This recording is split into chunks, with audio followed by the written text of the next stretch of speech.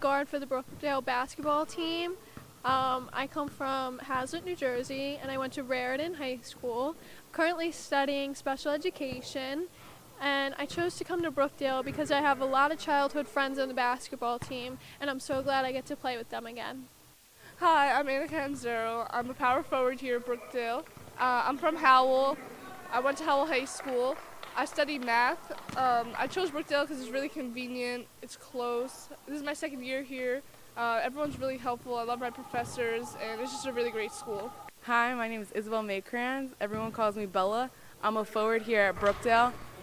And welcome inside the Robert J. Collins Arena for another edition of Brookdale Basketball tonight on BTV. Alongside my broadcast partner, Brian Goudsward, I am Tim Califamo. Brookdale takes on Cumberland County tonight.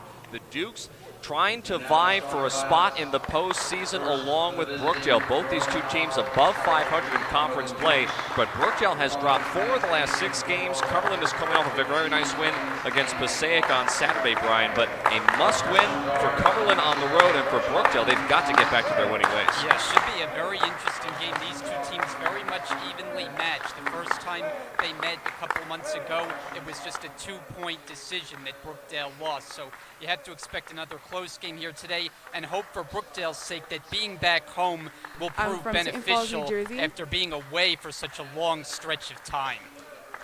Yeah, as I mentioned earlier, Brookdale comes off of 7 straight road games. Their last game here at home was on January 15th, so it's been a while. That may not seem like a very long time, but in basketball standards, that is a very long time to be on the road, and Brookdale definitely has struggled the last couple of weeks. They're trying to get back to their winning ways tonight against Cumberland.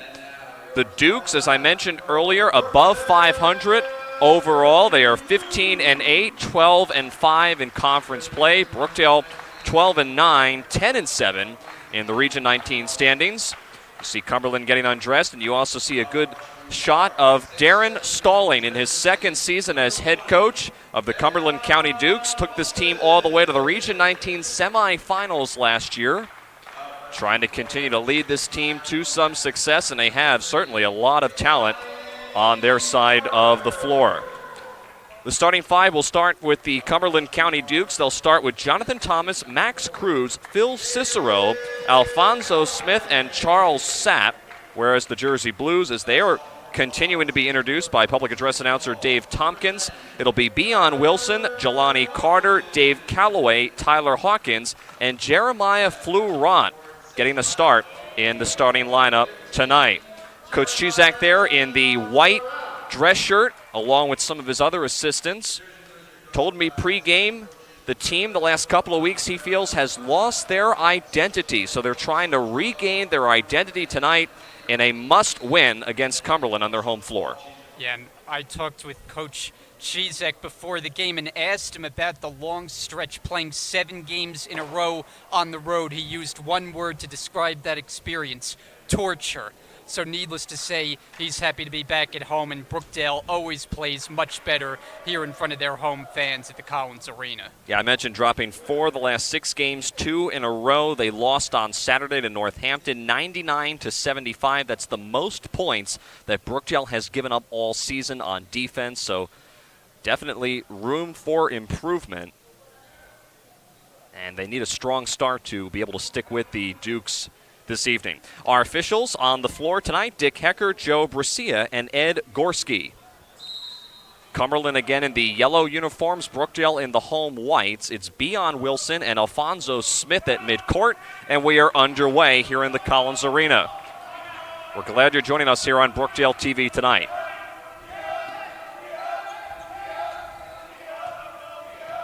Thomas being guarded by Tyler Hawkins. Max Cruz, and a travel. So a quick turnover here for Cumberland, not even 17 seconds into the first half. And Brookdale will now try to go to work here on offense. There's Jelani Carter, who's been struggling from behind the three-point line the last couple of games. Callaway, who also got a start in the starting rotation this evening. Hawkins, a fadeaway 2, left it short. Yeah, there's been a lot of mixing and matching for Brookdale with the starting lineup because they have so many guys. You look across that bench, how many bodies there are, and it's trying to find that right combination that works.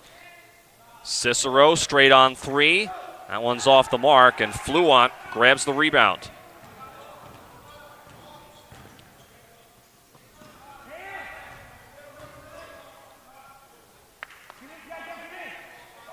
Wilson at the foul line. Now back out to Hawkins. Extra pass to Fluant in the corner. That's an air ball. And a long rebound to Alfonso Smith. Not a very good start for either club so far. Here's Cicero. Throws it up there. Rebound Carter.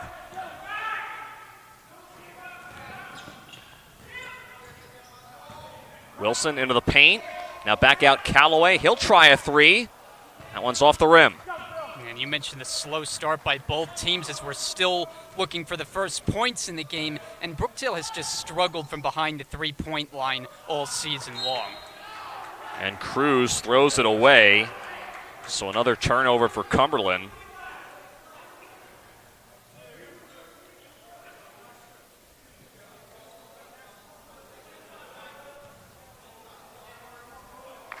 And you mentioned earlier, Brian, these are two teams that met earlier this season down in Vineland, New Jersey at Cumberland. Dukes were able to win that game 75-73. It was a close game. Brookdale actually had a lead with about a minute to go in that matchup and then had three straight turnovers down the stretch, giving the game to Cumberland.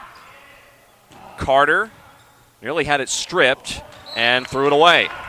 And speaking of Brookdale players who are trying to find themselves, Jelani Carter is one. As you see him turn it over there, and he's just been in a major shooting slump. 6 for his last 45 from behind the line. He was, guys, so instrumental to Brookdale's success earlier on. In fact, he was actually knocking down a good number of threes early on this season, Brian, so he's been in the slump from behind the arc for sure.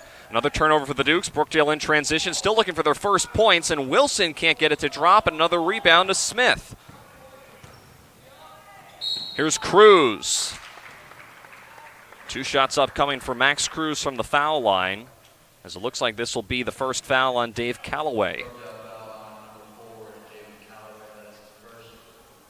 So Max Cruz, the 6'1 freshman from Clayton, New Jersey, averages around 12 points a game, shooting 67% from the line this year. Finally gets the first points of the first half for either team. And Cumberland is a team that can put up a lot of points. They average around 82 a game. Very strong offensively as Cruz makes them both from the line.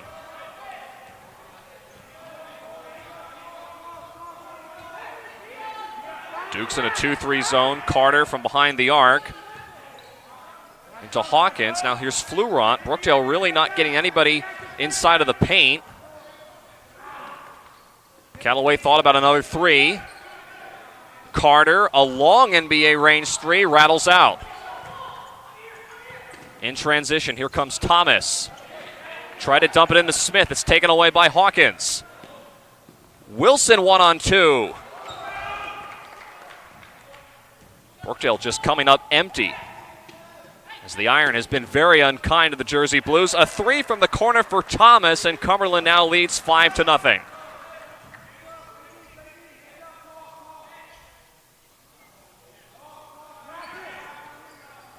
Carter, and that's a travel. This has been a very discouraging start for Brookdale. Not only have they yet to crack the scoreboard, but turning the ball over and just unforced errors that we've seen the first 3.5 minutes or so. Brookdale does average 19 turnovers a game, and while Cumberland has had multiple turnovers in these opening couple of minutes, at least they've been able to get on the scoreboard. Cicero. Now to Smith. Jumper is good. And now that's a 7-0 lead for Cumberland. Brookdale still looking for their first points here in this first half.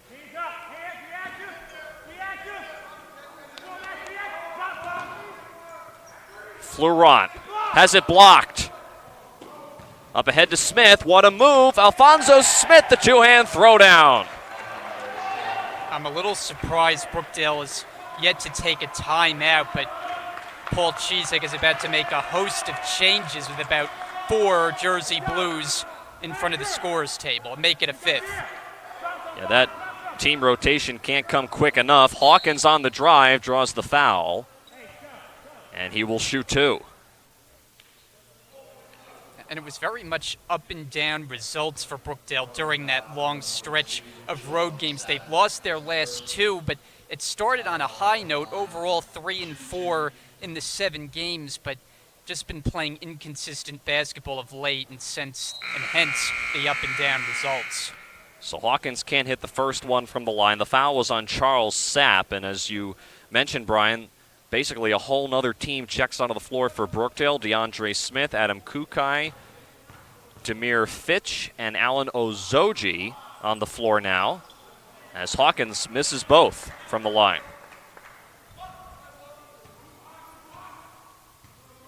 Cumberland leads by 9. Smith. Ball being worked around, going baseline is Thomas off the window. He's fouled. It's the second team foul on the Jersey Blues, and this foul is on Alan Ozoji. That's his first. So Jonathan Thomas, one of the starting 5, has scored double figures in 17 games this year for Cumberland. It's the first of a 2-shot foul. Tyler Hawkins will check out of the game. Tyrese Bryant, the 6-foot freshman from Matawan, will check in for Brookdale.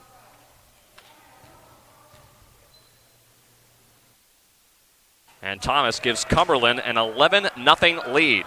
I'll tell you, in all the games we've ever done, I don't think we've ever seen Brookdale start in an 11-0 hole like this. Goes without saying, Brookdale definitely needs a bucket. Ozoji nearly put it on the floor. Smith. Bryant with a ball fake. Ozoji again. A tough shot finally goes, and Brookdale's on the board. And finally, something for the Brookdale fans to cheer about. And Ozoji, the bright spot in the last game, even though it was a blowout loss, he had a 20-10 game scoring and rebounding. And keep in mind, Ozoji is nursing a foot injury. Cruz nearly had it poked away by Smith. Shot clock at 10. Thrown away. Fitch with the steal. Fitch to the rim, left it short. Out of bounds, last touch. It'll go back to Cumberland. Yeah, and that's just tough when you have a clear path to the basket in transition and can't finish off those easy ones. Charles Sapp comes out of the game for Cumberland. And checking out of the floor in place of him is Nazir Warren.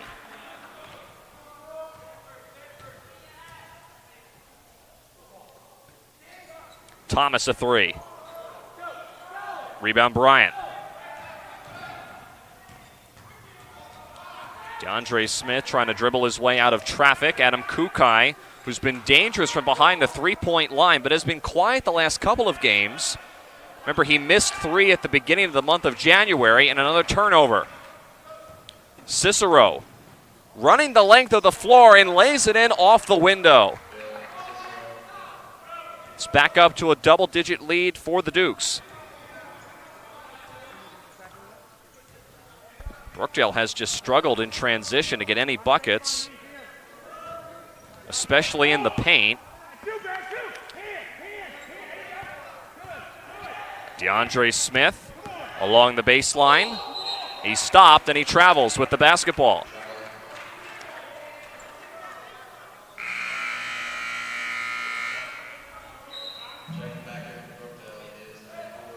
Dave Calloway and Tyler Hawkins check back into the game for Brookdale as Demir Fitch and Smith come out. So Brookdale trying to keep as many fresh bodies on the floor as possible and substituting quite a bit. The problem is, Brian, they're just not getting any points. Yeah, just yet to find any kind of a rhythm and defensively giving up too many points in transition. Opportunity here, Hawkins all the way to the rim and is able to drop it in the paint. 13-4, Cumberland in front by 9. Smith one-on-one with Ozoji. Now here's Warren. Thomas, who hit that three earlier in the game, goes right at Hawkins. The hook shot is good over Tyler Hawkins. What a move by Jonathan Thomas.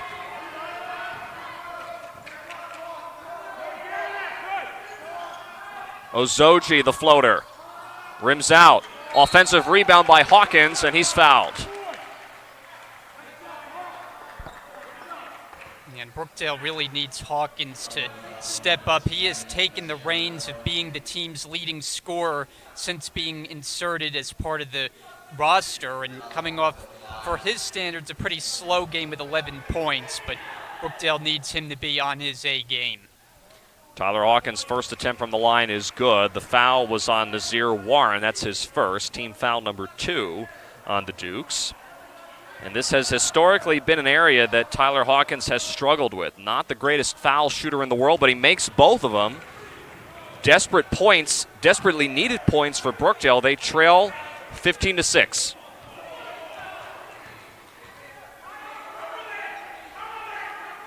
Cicero being guarded very tightly by Bryant. Now Cicero to the rim. There may have been some contact, no call. Callaway scoops it up and is blocked at the other end. Kukai, though, the offensive rebound. What a hustle play by Alfonso Smith to get back on defense. Brookdale's within 7. Well, I'll tell you, awfully close to a goaltend. I actually thought that was going to be the call on the attempt by Callaway, but Brookdale able to cash in nonetheless. Smith with the layup. That was a beautiful spin move by Smith on that drive to the basket. Hawkins is fouled. And that'll be the second foul on Nazir Warren. Team foul number 3. Adam Kukai checks out of the game, back on the floor, Beyond Wilson. And Cumberland is trying to sub somebody in, so that shot by Tyler Hawkins does not count as Warren comes out with those 2 fouls. In for him, Chanel Lotman.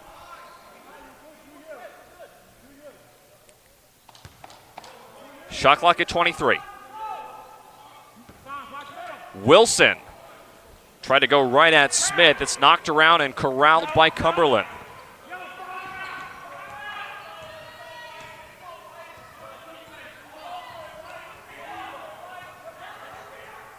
Cruz, a straight on 3. Rebound Ozoji. Cumberland's had a lot of open looks at the rim. Brookdale's not getting out and closing on their defenders, and at the moment the Dukes have been able to capitalize, as this will be a foul here on, I believe, Cruz. We'll check the number. And it is on Max Cruz. That's his first.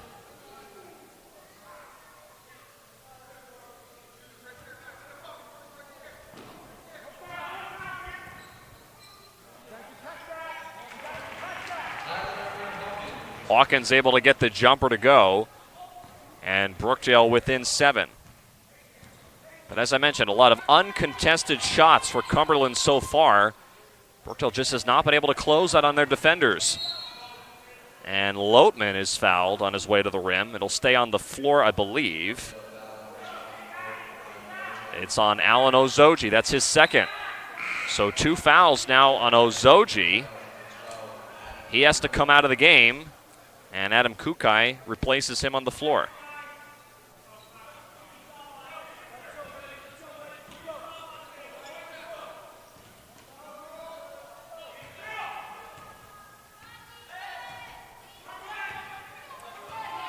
Cicero on the attack, went 1-on-4 and finally was able to get it to drop. I think they're going to get a delay of game warning against Cicero after the basket there. Phil Cicero, one of the sophomore stars for Cumberland, now 15 points away from 1,000 career points as a Cumberland County Duke. That was a storyline that Darren Stalling was talking to me about pre-game. Kukai dumped it off to Wilson downstairs and is able to adjust and put it in. So Brookdale, after a very slow start, you're starting to see a little more crisp basketball of late. Now they're within 7. See this a lot with Brookdale, getting off to slow starts, but then they find their footing, and then they become awfully dangerous. Cruz trying to spin his way in on Bryant. The long 2 rattles out.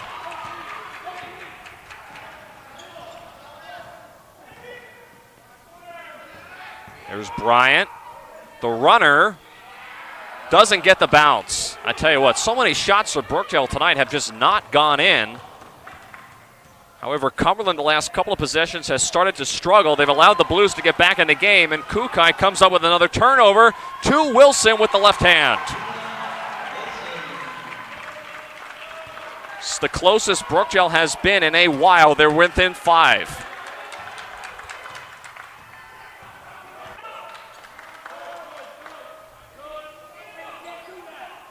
Cicero, again being guarded tightly by Bryant. He dribbles it off his foot.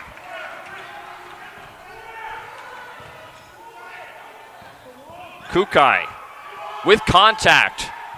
Rebound Cicero. Cicero going all the way to the rim, right at Wilson, and lays it in. Boy, Cicero is one skilled offensive player, and we've already seen on a couple of occasions his ability to take on multiple defenders and score in traffic. He averages around 22 points a game. And as one of the sophomore leaders, Bryant inside that one doesn't go. And another rebound goes to Phil Cicero.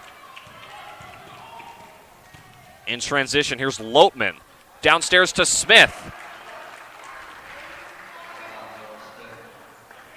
23-14, Duke's in front.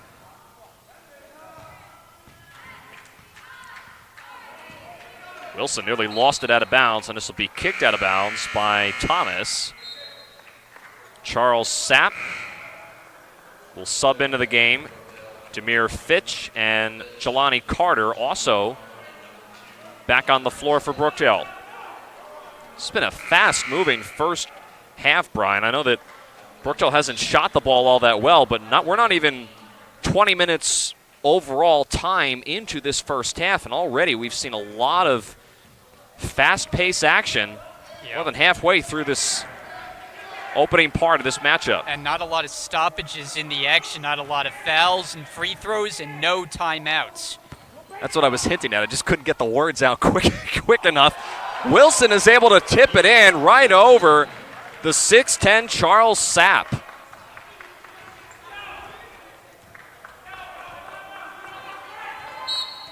And a foul here away from the ball.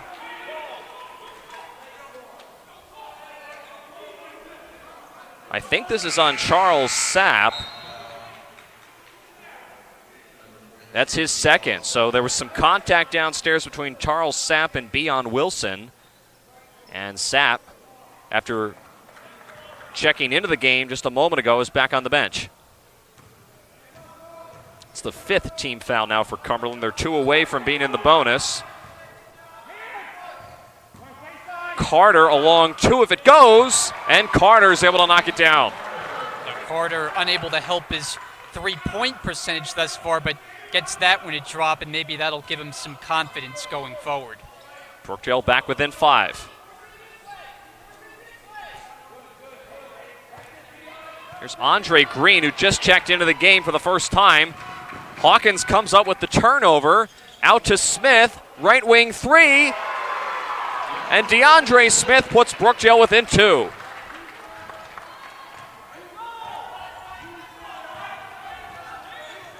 A nice shot for DeAndre Smith. Brookdale definitely needed that. And what was one time a double-digit lead now for Cumberland is a mere 2. And another whistle. This is going the other way. Oh, how about the run for the Jersey Blues from down 11-0 to within 2 as they've outscored Cumberland now, an extended run 21-12. Alan Ozoji with 2 personal fouls checks back onto the floor as Beon Wilson subs out, and now we will have our first timeout of the first half called by head coach Darren Stalling. It's a 30-second timeout, so we'll keep it here on Brookdale TV. But, Brian, as you were just alluding to, a very tight game that this has become here in the first half. It didn't start out that way. Brookdale really just struggled to get out of the gate. Cumberland at one point was up, I believe, 13-0, and for Brookdale to be able to chip away at that lead and close to within 2 is certainly very impressive. Yeah, and you have to give Brookdale credit, and they're going back to what they do best, which is getting out in transition. You see that so often, that once they get started out on the break, get some baskets that way, that gets the whole offense ignited, and then you start to see the outside jumpers. Carter from just inside the line, and then DeAndre Smith making the big three to get Brookdale really close. So they're right in this one after it looked like it could be a long night. You see Darren Starling there on the bench. I mentioned him at the beginning of the game in that very sharply dressed blue suit. Coach Starling always impeccably dressed on the sidelines. Trying to take this team back to the semifinals of the Region 19 tournament. Smith, another three. This one's off the mark. And a long rebound goes to Loatman. But something interesting about Cumberland, Brian, this will be one of 4 straight games that Cumberland will have to close out the year as Loatman travels along the baseline.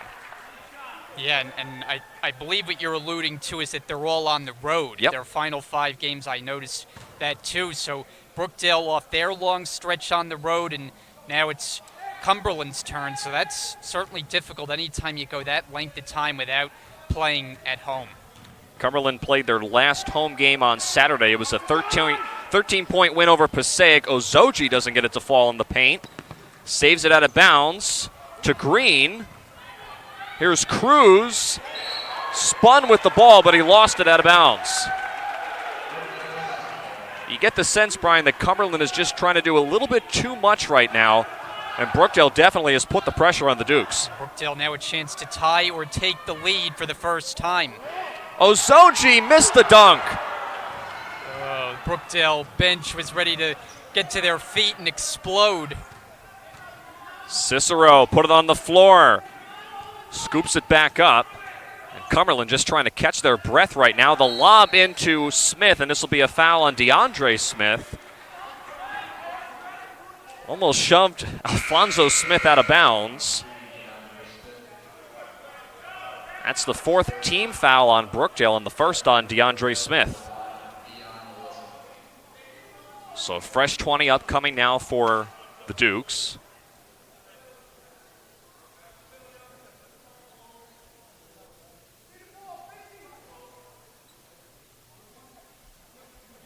We talked about the road stretch that Cumberland has had as Fitch able to scoop up the ball. I'll get to that later on. Here comes Smith in transition. Hawkins the three for the lead. He got it. And Brookdale, their first lead of the game, and it comes with 5 minutes left here in the first half. And now they got the 3-point stroke working. Previously it was DeAndre Smith, and that time Hawkins to give Brookdale the lead. Cicero walked.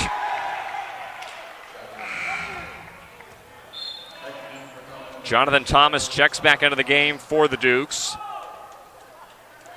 Phil Cicero, somebody that can score a lot of points but has struggled in this first half. He really hasn't been able to get the ball too many times and hasn't gotten great looks at the rim. It's a credit to Brookdale's defense. Brookdale trying to add to their lead. Fitch, a nice 2. And the Jersey Blues are up by 3. Quite a run for sure to get back into the game. Cicero trying to do it all himself. He has it blocked out of bounds by Wilson. I'll tell you, Brookdale has the shot blocking working. Ozoji has been the #1 guy in that department, but Wilson's gotten his share of emphatic rejections. As you see this one just keep rolling before it's eventually retrieved. You know, Beyond Wilson, we just talked about him. He's one of the guards that plays up top for Brookdale, but he stands at 6'7", so he's not a small guard in the least bit. He can definitely get off his feet and block a couple of shots. He's done that so far tonight. Cicero over to Green, and another traveling violation on the Dukes. as Green was not ready for that pass.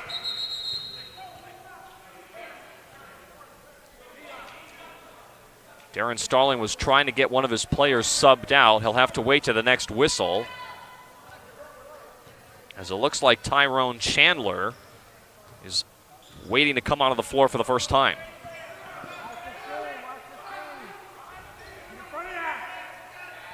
Smith, another three, open, got it! It's a 6-point lead for Brookdale. They have come all the way back in this game, and they are now the ones that are shooting lights out from around the perimeter.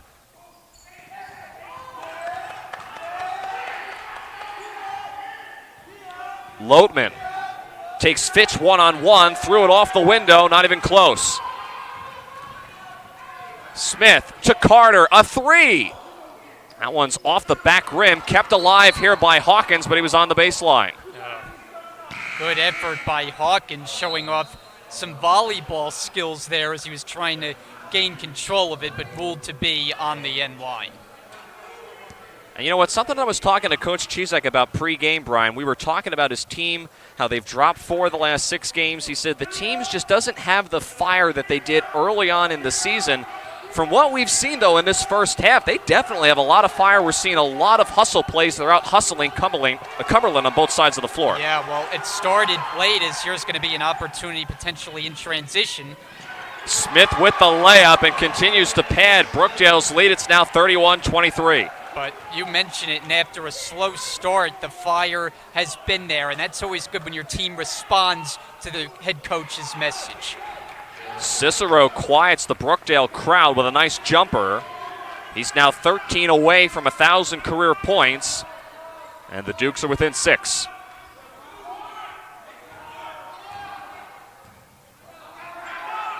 And a timeout called by Coach Chizak with 16 seconds on the shot clock.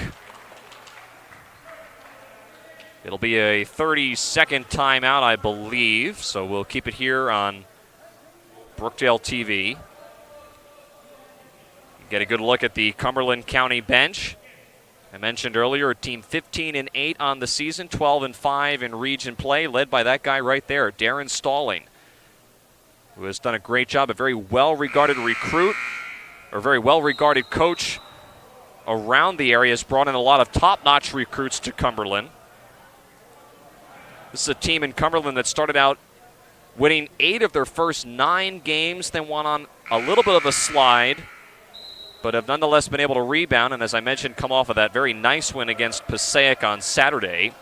For Coach Chizak in his 29th season, well, we've been talking about the storylines this evening. It has been a shaky end to the month of January, and Brookdale is coming off of their worst loss of the season on Saturday to Northampton. I mentioned at the beginning of the game that was a 99-75 loss. Alan Ozoji had 22 points, 12 rebounds in that game for Brookdale, but it was the most points Brookdale had given up all season. 4 on the shot clock here for Smith. Hawkins has to shoot. He puts it up at the buzzer, and he got it to go. Ice water in the veins for Tyler Hawkins, and Brookdale now has their largest lead of 9.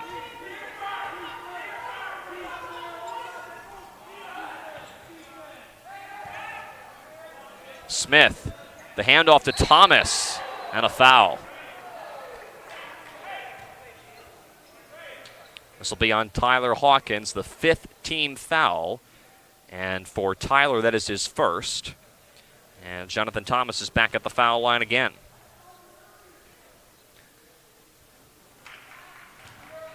Thomas is able to hit the first attempt.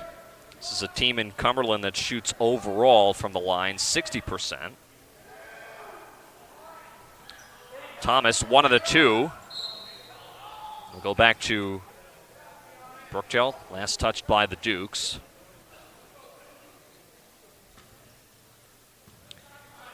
So under 2 minutes left here in the first half. If you're just joining us, Brookdale did not get off to a very strong start. They trailed at one point 13-0, but have been able to rebound and not only get back into the game, but take a pretty commanding lead and are in control at this point. See if Cumberland can try to mount a charge here late in the first half.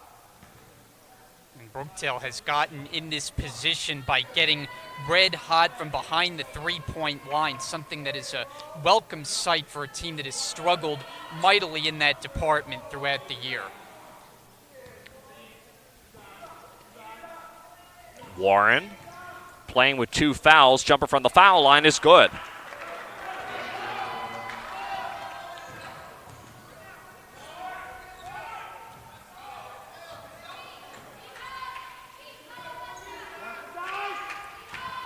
Carter on the drive, kicks it out to Smith. From the foul line, DeAndre Smith off the rim, tip-up doesn't go. Fought for underneath by Fitch. He can't secure it, or does he? He's able to rip it out of the hands of Cicero. Carter at the rim, and that's a block. Count the bucket for Jelani Carter. As Alfonso Smith hit the deck hard and is still down on the floor.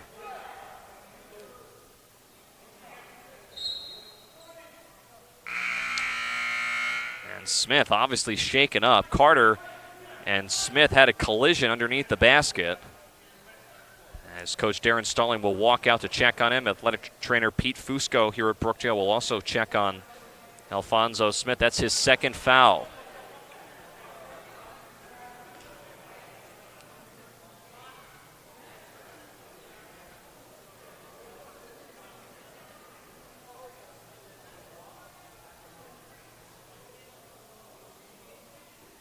Alfonso Smith now is sat up.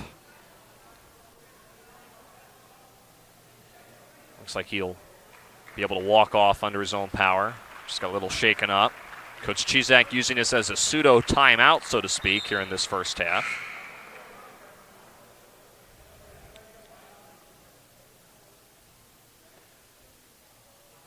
So just to reset again, the basket by Jelani Carter was good. The officials did count it. So Carter has one more foul shot upcoming from the line. As I mentioned, the second foul on Alfonso Smith. He's now on the bench, but appears to be all right after getting a little shaken up. And Jelani Carter, the 6'5 freshman from Hackensack. We talked about his struggles from behind the three-point line the last couple of games. He's been able to rebound. He has shot the ball better in this first half. Drains the shot from the line. It's now 37-28. With under a minute left here in the first half. Very fast-paced and quick-moving first half.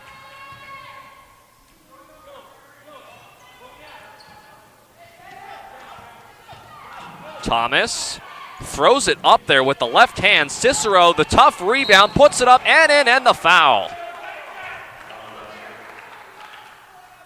So Phil Cicero fighting hard underneath. And once again, Brian, he drew about 3 different defenders on him and was still not only able to get the rebound, but force that shot up and in.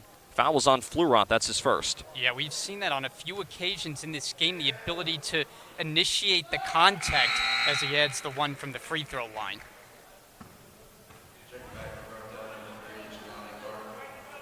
So Jelani Carter will check back onto the floor. Jeremiah Flurant, after picking up that first personal, is on the bench and probably will remain there for the duration of this first half.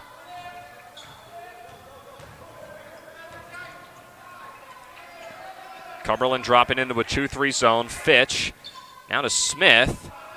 Shot clock at 13, put it on the deck. Scooped up by Cicero. 5-on-4 opportunity. Cicero draws all different types of contact, doesn't get the whistle. And it was last touched out of bounds by Cumberland.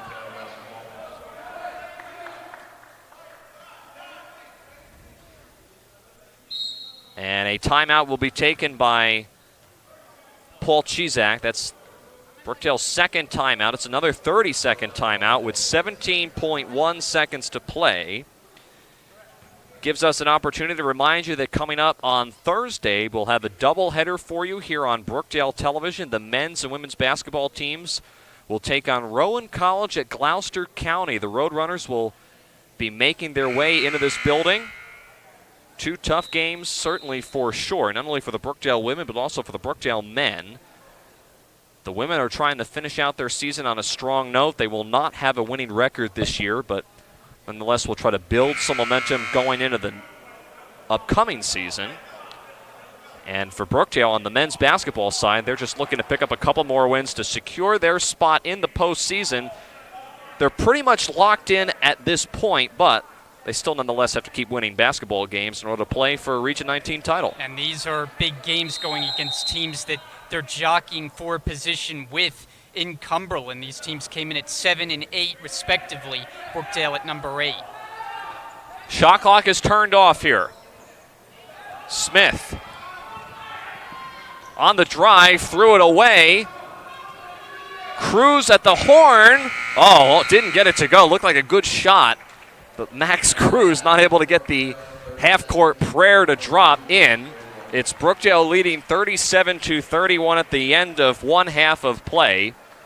And as we welcome you back into our broadcast booth high atop here in the Collins Arena alongside Brian Goudsworth, I am Tim Catalfamo. Brian, this has been a really wacky first half. Brookdale did not start out the game all that well. It looked like Cumberland for a while was going to run away with this game, but Brookdale started making their shots. Cumberland made some mistakes, and surprisingly, Brookdale's got a 6-point lead right now. Yeah, big turnaround for Brookdale, down 11-0. You think, oh, this just might not be their night, might be a long night of basketball after so many games on the road. Maybe this would be an adjustment game, but they flipped that script in a hurry. Got things going on the offensive end. You mentioned knocking down shots. Hawkins set the tone. He made a couple. You'd still like to see Jelani Carter break out of his shooting slump and get things going, but all things considered, Brookdale has to be very happy with where they're at right now. Brookdale looking to try to get back in the win column. They lead by 6 over Cumberland County here on Brookdale TV. We'll come back for the second half live from the Collins Arena tonight.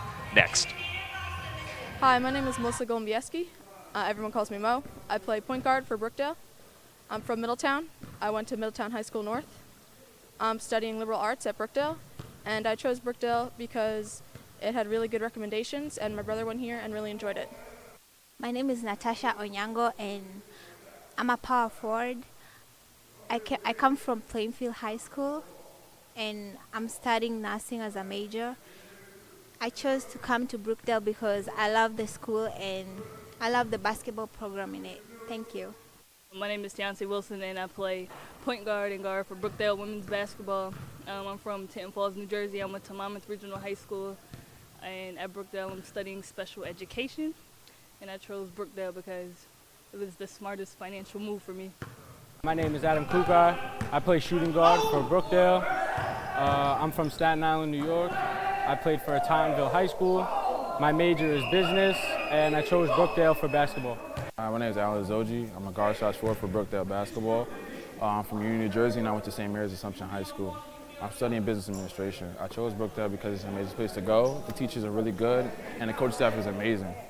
My name is Dion Wilson. I play guard at Brookdale basketball, Brookdale Community College. I'm from Jersey City, New Jersey. I play for Dickinson.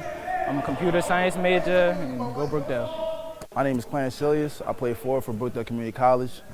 I'm from the Muse. I play for Wall Township. I'm studying business administration, and I chose Brookdale because it's the best option for me. Hi, my name is Damir Fitz. I play forward for Brookdale basketball. I'm from Hoboken, New Jersey. I attended high school, Marist High School in Bayonne, New Jersey. I've come to Brookdale to study computer science, and I chose to come to Brookdale because I felt like this is the best option for me and my family. I'm David Calloway, and I'm a guard on the Brookdale basketball team. I live in Neptune, and I went to St. Rose High School. I love basketball, and I haven't yet decided my major. My name is Dion Wilson. I play guard at Brookdale basketball, Brookdale Community College. I'm from Jersey City, New Jersey. I play for Dickinson. I'm a computer science major, and go Brookdale. My name is DeAndre Smith. I'm the point guard for Brookdale basketball team. I'm from Neptune City, New Jersey. I went to high school at Naaman Forest High School in Garland. I am studying social sciences, and I chose Brookdale to get my associate's degree. Hola, mi nombre es Ian Félix. Voy a Brookdale y soy el point guard de Brookdale Community College. Soy de Clifton, me gradué de Clifton High School. Decidí Brookdale porque era lo mejor para mí, para mi futuro, y estudio business. Also, I can speak English, but it's kind of hard for me, so that's why I did it in Spanish. My name is Jelani Carter. I'm a shooting guard here. I'm from Hackensack, New Jersey, and I went to Hackensack High School. I'm currently studying criminal justice here, and I chose Brookdale because I feel like the school will be a good fit for me all around. My name is Jeremiah Florent. I am a guard/forward here at Brookdale basketball. I'm a computer science major here, and I represent Newark Arts High School. Brookdale was a great fit. Basketball, educational purposes, #1 two-year school in New Jersey, and here we are. My name is Mark Bruce. I'm a shooting guard at Brookdale Community College. I'm from Bayonne, New Jersey. I went to Marist High School in Bayonne, New Jersey. I'm a business major right now, and I chose Brookdale because we're the #1 community school in New Jersey. My name is Marvin Worthy. I play power forward for Brookdale. I'm from Newark, New Jersey. I went to Arts High School. I'm really passionate about basketball, but I really chose Brookdale for education reasons, and I also study business here. Hello, my name is Mateo Del Moro. I'm a guard for Brookdale basketball. I'm from Cliffwood Beach, New Jersey. I attended Sinai Christian Academy in Linden. I study economics for Brookdale, and I chose Brookdale because it was the best option for me. My name's Tyler Hawkins. I'm from Tinton Falls, New Jersey. I play point guard for Brookdale's men's basketball team, and I'm studying criminal justice. All right, Tyrese Bryant, point guard, shooting guard, Brookdale men's basketball team, hometown Mattawa, New Jersey. Attended Raritan High School. I major in health science, and Brookdale is very convenient. It's only 3 miles from home. Alpha Pi Theta, it is an honor society, PTK. What is the best part about this society? Definitely the fellowship, because you're divided into regions, and the regions meet every so often, and every chapter gets to go to the regional events. And this brings together a lot of chapters and a lot of people, and it gives me goosebumps just to talk about it, because I've met so many of my best friends through Phi Theta Kappa that I don't know who I'd be without them. Oh my God, absolutely. And so, can we just tell everyone why it's so important to be a part of, besides that, why is it so important to be a part of the Honor Society? Like for the future, not even for just now. Well, because it builds leadership character, it builds leadership skills, it gives you connections, it helps you network, it helps you learn to meet people and to connect with others. Well, good luck. It seems like you guys have a lot on your plate, but a lot of benefits that come along with it. Yeah. Well, thank you guys so much. Best of luck. How you doing? I'm good. How are you? I'm good. So can you tell me about the Asia Society? Okay, so we're a club. Like, we talk about all about different parts of Asia. We do activities. We're trying to do like one big event in winter, so hopefully, and we're trying to get some more members. All of our members graduated last semester, so we're trying to recruit more. I'm the co-president. My name's Arita, and my other co-president's somewhere, but yeah, so yeah. This is so awesome. And can any student join just to learn any more? Students, yeah. If, any students can join if they want to learn more about Asia, or if they want to like see all of our events that we did in the past. We have all of our photos as well. So yeah, anyone can join. That's so great. And last question, what do you think the best part about the Asia Society is? Making new friends, meeting new people, even different parts of the world. Like we met like a lot of people from China, Japan, stuff like last semester when they all graduated. Told us all about their life stories and where they came from. So it's pretty cool. That's so awesome. Yeah. Thanks so much for telling us more about it, and best of luck. Yeah, thank you so much. Have fun going around here. Thank you. I will. Thank you. No problem. Are you guys ready to be part of Biology Club? Because I'm not. Let's hear more about it. How you doing? Good, how are you? I'm good. So you guys are in front of this amazing Biology Club poster. Can you tell me about Biology Club? Well, last semester we did yoga, we had a stack and study, we did essential oils. We went to the cadaver lab at Rutgers, so that's me holding a brain. And we had the dire wolves from Game of Thrones come too. Oh my gosh. Wait, so this is crazy. So I am not a huge fan of biology, but I love yoga and essential oils. Yeah. So can anyone join this club even if they're not biology absolutely. majors? We want them to. So yeah, anyone can join the club. You don't have to be a bio major or anything like that. It's for everyone to come. We're doing studying sessions and stuff like that. We have free pizza, so all the good stuff. Biology is like a really, obviously med school and everything's really hard to get into. So having all these extracurriculars on your resume can't hurt, right? No, it cannot hurt at all. That's so awesome. Well, thank you guys so much. Yeah, Thank you. Thank you. If you're a business major or you're not even a business major, you just want to get to know more about business, then Business Club is where you should be. Can you please tell me more about Business Club? All right, our goal in Business Club is to build a team, and we're gonna focus on building our image, try to strive for business information like stock market, currency exchange. We're gonna build our resumes. We want to try to help every freshman or every business major that's on campus to succeed in their classes. So if you're a business major, you can come to us. We'll help you, surely. We're going to have some fun trips. We're probably going to the Federal Reserve or some business schools. We're going to see that with our new members, and we're going to have a great semester. It's going to be fun. That's so amazing. Thank you so much. What's up, guys? We are here with the cheerleading club. What's up? Hi. You guys look amazing. Thank you. So is this your first year at Brookdale, or you guys returning students? First year. Oh my gosh, and tell me, what do you think about the cheerleading club so far? It's very fun. It's really fun. Everyone's really welcoming, and it's all really good, yeah. So what are some events that you guys are looking forward to do this year? Honestly, the basketball games I'm looking forward to. Basketball season is like starting, so I'm excited for that. Tell me about the cheerleading club. Sometimes, like in high school, I know I auditioned for the cheerleading club and I didn't get in. It was very cliquey. Tell me about Brookdale's cheerleading club. Is it very open? Like, can anyone join? Yes, they don't care if you've never done it before. Like very welcoming, not cliquey. Yeah, so it's really good though. Go Brookdale! Hello, guys. We want change in the world, and here I have the program manager of Change at Brookdale. How you doing? Hi, I'm well. How are you? I'm good. So can you tell me more about Change? So Change stands for the Center for Holocaust, Human Rights, and Genocide Education, and we focus on educating the community about mass atrocities in the world, both in the past and in the present. So we do programming throughout the year at Brookdale, and all events are free to Brookdale students. And we also have an exhibit that focuses on the Holocaust, the Armenian Genocide, and the 1994 genocide against the Tutsi in Rwanda, and that's also free to Brookdale students. So amazing. It's really making students relevant about what has gone on in the past and what's going on today. And can anyone drop in at any time? Do you have to be a part of the club? How can we join? So we're a nonprofit organization on campus, so anyone can drop by and become a volunteer whenever they want. Also, we're open Monday through Thursday from 10 a.m. to 6 p.m. for tours for Brookdale students. So you can feel free to drop by, look at the exhibit, and learn more about the past. Okay, thank you so much for telling us more about it. Thank you. Computer Science Club.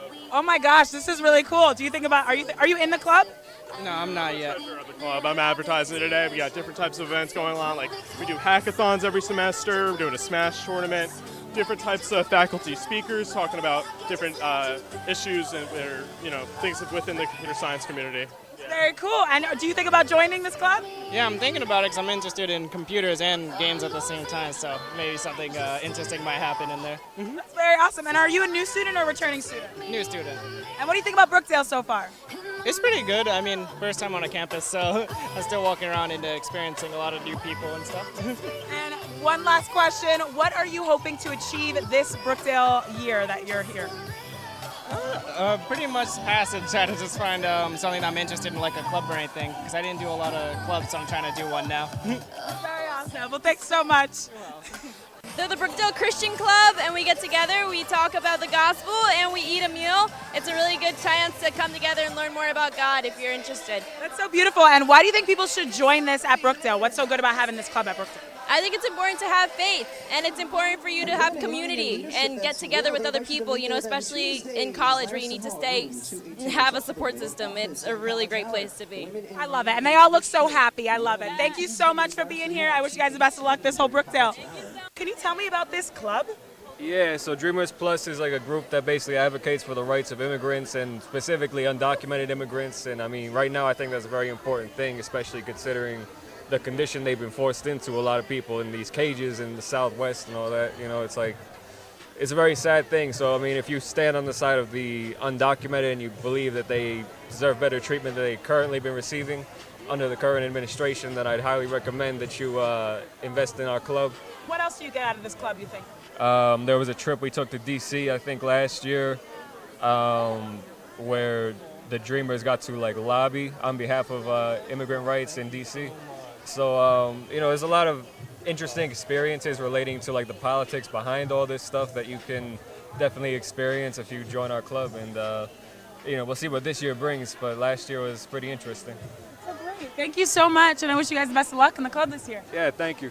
Hello, the key to the success is the Education Club at Brookdale, and I'm here with the president. How you doing? I'm doing good. How are you? I'm good. This involvement fair is so fun. Can you tell me more about the Education Club? It has so many things to offer you. It's amazing. And can you tell me just one thing about the Education Club that you think is the best part about the club that you really think students should join? You meet new people. That's first. Second, we have amazing advisors. Professor Latte and Marshall, they're amazing, and they'll help you with your classes. I know there are also professors. I have Professor Latte this semester, and she's amazing so far. This club looks so fun, and you're so awesome. I'm going to be a great president. Thank you. We are here with the Fashion Club, a.k.a. the people who look the best in this fair. How you guys doing over here? We doing good. We doing good. We got the drip on lockdown. You know what I mean? We got the drip on lockdown. Fashion Club. You know how it is. Ooh, I don't know what that means, but tell me more about Fashion Club. We look at fashion from all decades and all that. You know, looking fresh, looking fleet, be inspired by fashion, wondering how fashion influences us. Make some Brookdale fashion shows. You know, something light. What did you love about being part of the Fashion Club? Why do you love being at the club? I love being part of the Fashion Club because I'm an artist, and looking at different types of art, like AKA clothing, is really unique. Like looking at how fashion has changed over the years, how it's an art form, how it's a form of expression. I always found that interesting because it helps you step up your game. But we usually meet 11:45 to 1:15, Tuesdays and Thursdays during college hour. I love it. Do you love films? Do you want to make films? Do you want to be in films, or do you just want to watch films? Then the Filmmakers Club is for you. Here to learn more about it are all of these amazing film members. How you guys doing? Great. Good. So who wants to tell me about this club? We are the Brookdale Filmmakers Club. We specialize in the filmmaking process. We teach people how to make movies. We teach them how to act in films. We teach them how to write, how to edit, and how to direct. What do you guys love most about the club? You look so enthusiastic. Let's hear about this club. I just love meeting all these great guys over here, just filming some movies. I just love it all, man. That's so great. Can anyone join in if they want to be a writer, if they want to be an actor or director? Anyone who wants to work in film can just join? Anyone can join. Anyone who has an interest in making movies, writing movies, anyone can join. We especially need...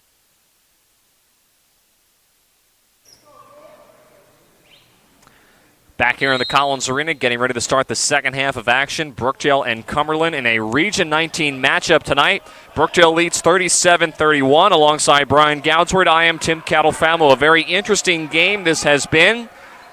A lot of high-energy tempo play in the first half. Brookdale trying to continue that here in the second. Cumberland searching for some answers after being up early on in the first half. Ozoji with 2 fouls on the first possession for Brookdale here in the second half. Can't get it to go, and it's picked up off the deck by Cicero, who goes right in the Callaway. What's it going to be? It's going to be a block on Dave Callaway, and they're going to count the basket after a long pause from the officials on the floor to figure out whether it was going to be a block or a charge. But it's the second on Callaway. Count the basket for Cicero. He's 1 away from completing a three-point play. Wow. So an explosive way for Cumberland to start the second half. Knocked out of bounds by Smith, and actually Smith will pick up a foul. So that's the third foul now on Alfonso Smith. Mentioned that Phil Cicero came into this game 17 points away from 1,000 career points as Beon Wilson is fouled inside the arc. You heard the slap all the way up here. That is the third on Charles Sapp, who really hasn't played that much, Brian. He was in the starting rotation, but he has had nothing but foul trouble in this game. Carter, the three. Nice box-out job by Smith, who's able to corral the rebound. And Carter's struggles continue as he's unable to find the range from three-point territory. Sapp working it against Ozoji. Can't get the roll. Ozoji grabs it off of the rim and somehow is able to secure it with 2 different defenders on him. That was one thing Brookdale, or rather Coach Chisak told me about his team. They need to do a better job rebounding on the glass as Carter was on the baseline. Nazir Warren checks into the game. Charles Sapp will go out.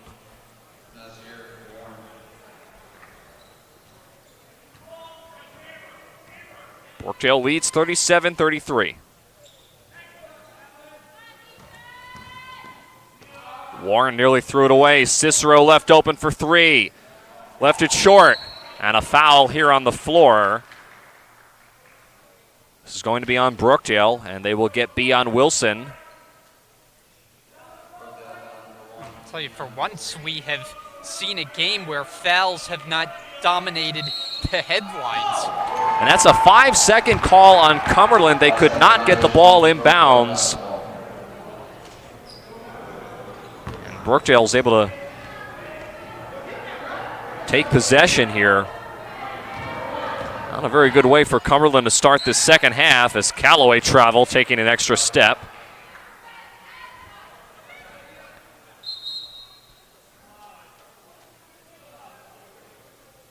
Play is stopped momentarily for Alfonso Smith to bend down and tie his shoe.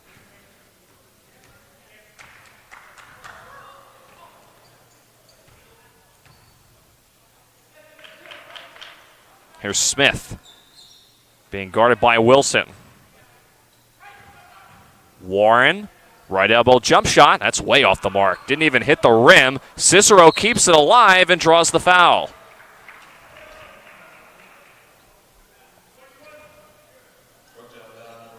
Foul on Beon Wilson. Now that's his second personal foul. The third on the Jersey Blues.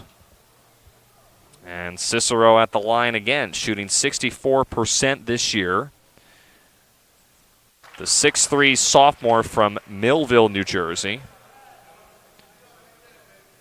And has never scored lower than 10 points in a game. He's had double-figure scoring in every single game this year, Brian. His lowest point total on the season was 10 points. His highest has been 37.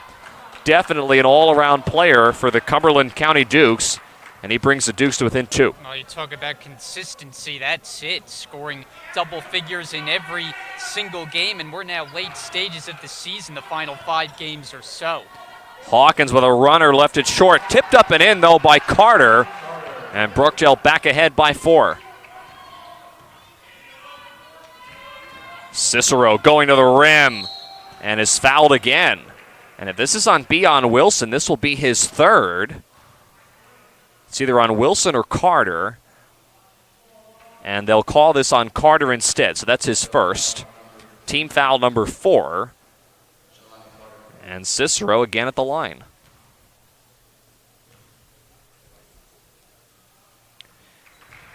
It's the first. And to be quite honest with you, Brian, Cicero really was a non-factor in the first half, but we've already seen in these opening 2.5 minutes here in the second that he's trying to take over the game, and Cumberland needs him to do that. They need him to put up a lot of points as he brings the Dukes back within 2. Yeah, and he's a tough one to defend. He's left-handed, can get to the rim, shoot it from the outside. He's got the full package offensively.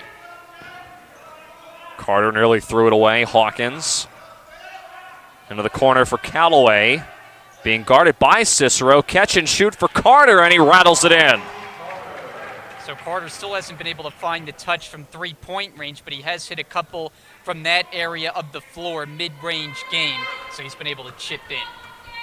41-37. Brookdale leads by 4.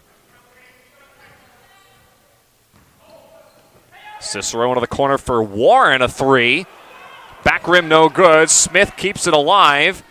Back out for Cruz. That one's off the mark as well. And Carter's able to secure it. Carter, catch and shoot again. Off the back rim. Thomas doesn't have the numbers and wisely pulls back out.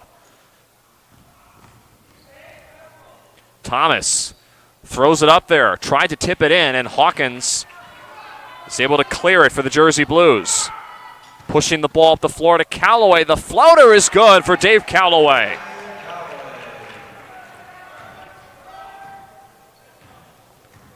(43-37). Cruz a little stop and pop. Left it short. Hawkins is fouled at midcourt by Cicero.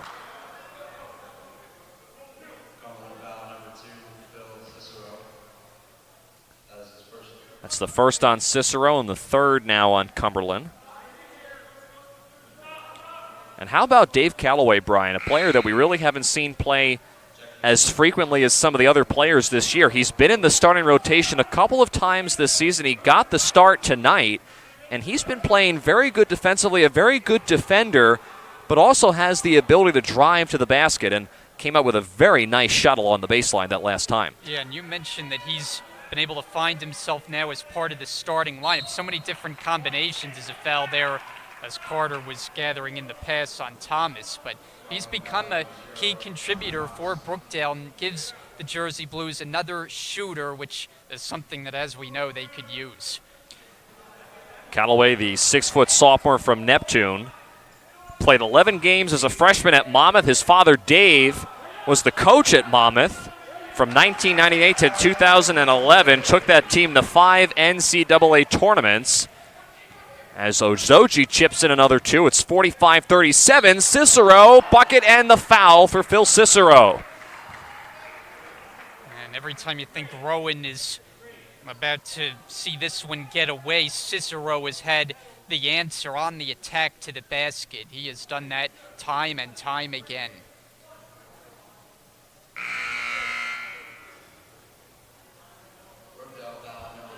And they were checking to see who the foul was on. It's called on Carter.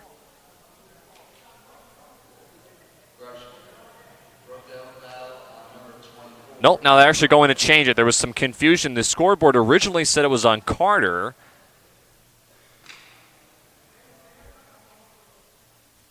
Now they call it instead on Alan Ozoji. That's his third. So Ozoji and Carter, you see them going to the Brookdale bench. Cicero at the line hits the three-point play. And a timeout by Darren Stalling with his team down by 5.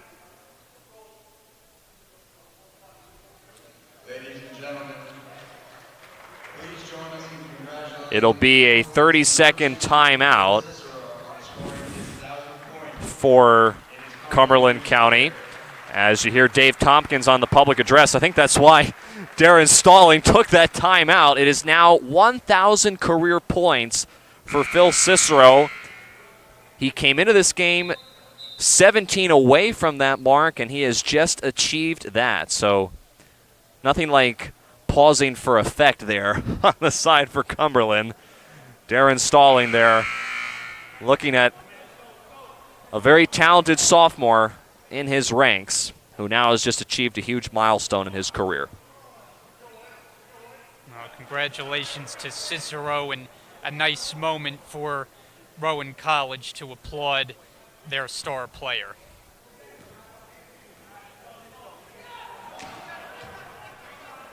All right, so back on the floor, Brookdale by 5. It's Callaway, Kukai, Wilson, Hawkins, and Fitch on the floor. For Cumberland, it's Thomas, Cruz, Smith, Cicero, and Loatman. Hawkins, the 3 over Loatman. That one doesn't fall. And Smith with the box out on Beon Wilson there. Cruz, a 3. Yes. Max Cruz with the 3, and Cumberland is within a bucket.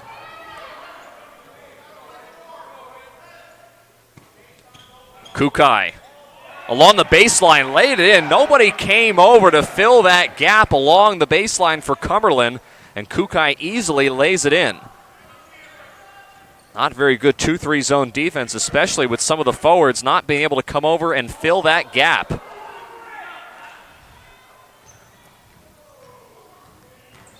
Thomas, the left-hand layup. Rebound Fitch.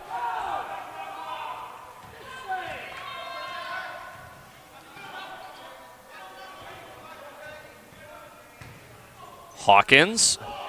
I think he got away with a walk. That's what Darren Stalling wanted called on the floor. He didn't get it. Fitch, a mid-range J. Gets the bounce to go, and Brookdale back within 6.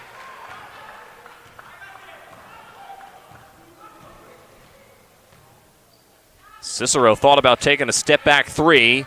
Cruz, who just hit that 3 right at Wilson, gets it to roll in. Boy, that was quite a move by Cruz, and getting that shot to go over the outstretched arms of Wilson, who, as we know, is a shot-blocking threat, and then gets the roll. Charles Sapp will come in at the next buzzer for Cumberland.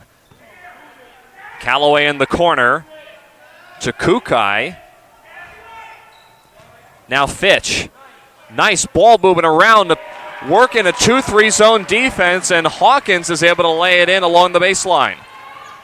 Really nice finish by Hawkins and a good passing play, as you mentioned. Hawkins finishing it off reverse style. Nearly everybody touching it on that last possession. Cicero now with the ball. Being guarded by Hawkins. Hawkins nearly has a steal, and he does. And a foul here is going to be called on Max Cruz, who bumped into Hawkins at midcourt. Take a look at there on the replay. Clearly a foul there on Cruz. That's his second. And the fifth now on Cumberland.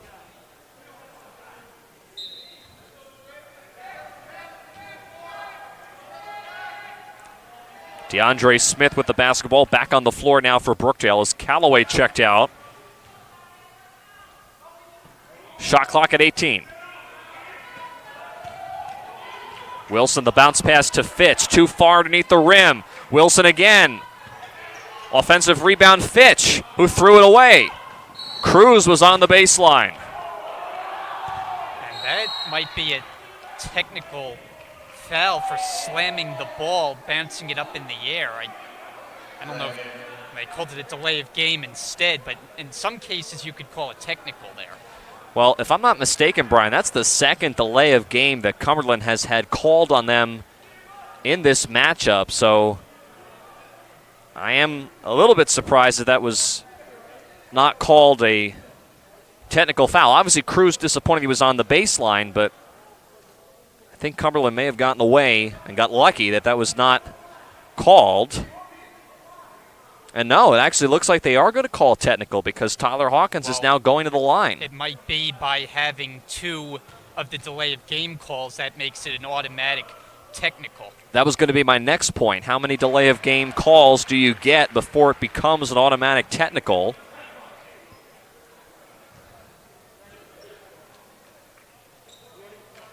So Hawkins had one shot from the line. Brookdale gets the ball back. They lead 52-45.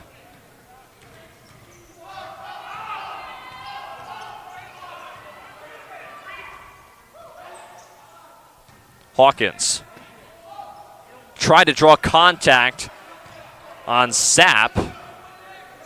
Didn't hit the rim. In transition, Thomas has it rejected by Fitch. And Hawkins, the lob for Wilson. I'll tell you, that is the highlight of the season, both ends of the floor. The blocked shot on one end and just a perfectly executed. You can't do it any better. Hawkins, the toss, and Wilson, as we've talked about in the past, so often on the receiving end of those alley-oop tries. What a play. Starting with Fitch on the blocked shot, getting back in transition. That was something special. Fitch was the one that committed the foul, as Phil Cicero's at the line, missed the first. Tyrone Chandler also comes into the game now for the Dukes.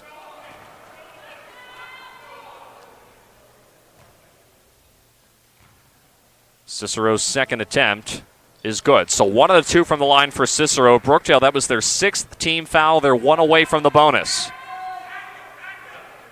But definitely an electric dunk by Beon Wilson on that last possession.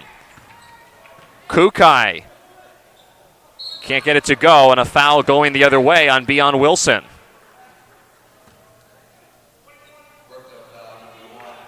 So now that is the 7th team foul on Brookdale, and this will be a 1-and-1 upcoming for the Dukes. The 3rd, by the way, if you're keeping score at home on Beon Wilson. So I'll be interested to see if he remains in the game or if Coach Chizak will pull him out. If you're keeping score at home, you are a diehard. Some people do. And then they call us out if we don't get those fouls called. So anyway, a 1-and-1 is missed there by Cumberland. And again, Brookdale with the lead, 45, or 54, I should say, 46. Smith had it poked away. Chandler picks it up, and a foul here on DeAndre Smith trying to get the ball back at midcourt. And this is where things could start to unravel here if you're Brookdale. That is now your 8th team foul. A 1-and-1 again upcoming for Tyrone Chandler. Cumberland is not historically a great foul shooting team, but with the clock stopped, Brian, being down by a certain deficit, that's definitely a bonus for your team if you can get free looks at the rim with the clock stopped. Chandler, though, can't hit the 1-and-1.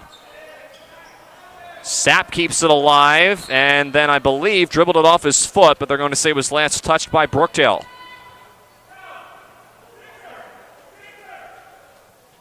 Again, our officials tonight, Dick Hecker, Joe Brasia, and Ed Gorski. 26 to shoot here for the Dukes.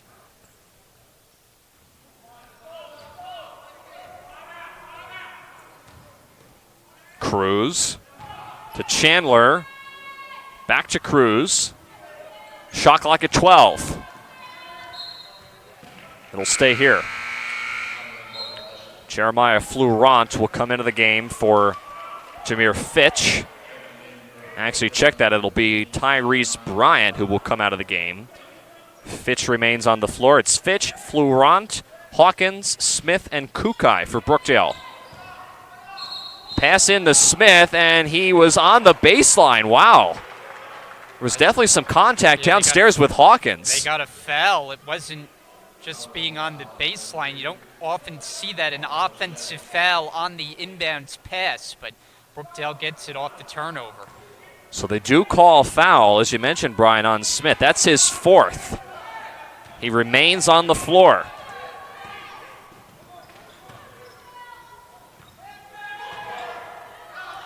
Stolen away by Cruz. And nearly a nice block there by Hawkins. That may have actually aided that shot going in. Cruz will be credited with the bucket, and a timeout is taken.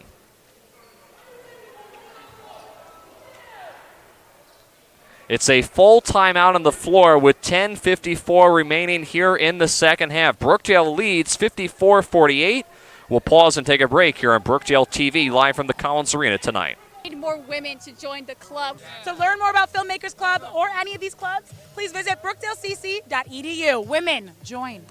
The Global Distinction Program is really an initiative for the students to get recognized at graduation for all the activities that they do throughout the school year. It could be classes, it could be reports or projects they do for courses, or campus events, or even off-campus events that have some relationship to a global issue. So they create a portfolio reflecting on the activities they've done, and they earn points for each of those activities, and they have to have 50 points. Once they have 50 points, then they actually...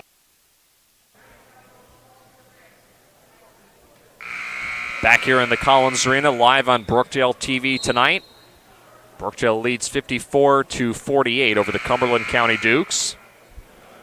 Alongside Brian Goudsworth, I am Tim Cattle-Family. We want to thank you for tuning in tonight on Comcast Channel 21, Verizon Fios Channel 46, and streaming live on our YouTube channel at Brookdale TV. It's been a good one. A lot of high-energy basketball in this game. Cumberland trying to rebound, no pun intended. And look out on that kick ball. If that had a little bit of height to it, somebody could have been in trouble. Some of the fans in the front row having to jump back just a little bit. Brookdale had called the timeout, just trying to make sure everyone was on the same page. Nursing a 6-point lead. Hawkins nearly got away with another walk. Hawkins inside to Fitch. Nice find, but Fitch left it short. And Sapp grabbed the rebound. And this will be a foul on Jameer Fitch. So there was contact that went both ways, but it's Sapp who gets lucky. He does not pick up his 4th. Instead, it's on Fitch, and now that's his 2nd. Well, after holding down the foul number in the first half, Brookdale is back to their more typical ways, picking up now 19 fouls here in the second half. So Charles Sapp, the 6'10 freshman at the line, shooting 67% this year, has 28 blocks on the season. And certainly when you stand at 6'10", that's definitely an advantage that you have. Cumberland is within 4.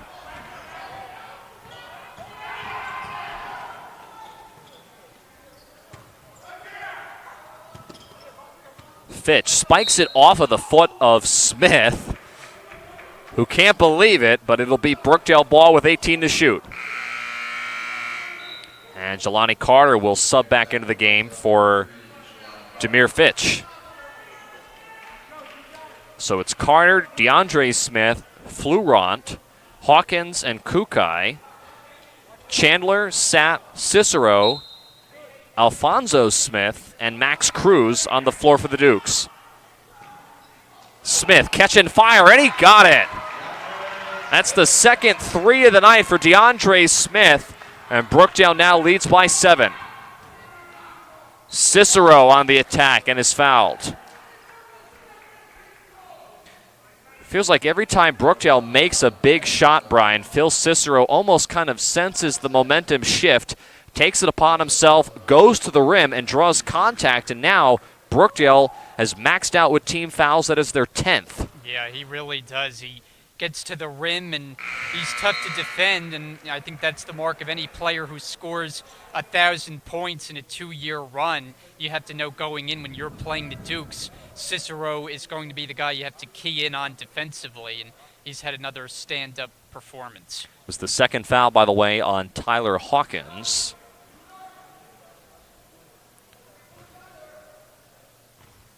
And Cicero at the line. Hits them both. It's a 5-point game.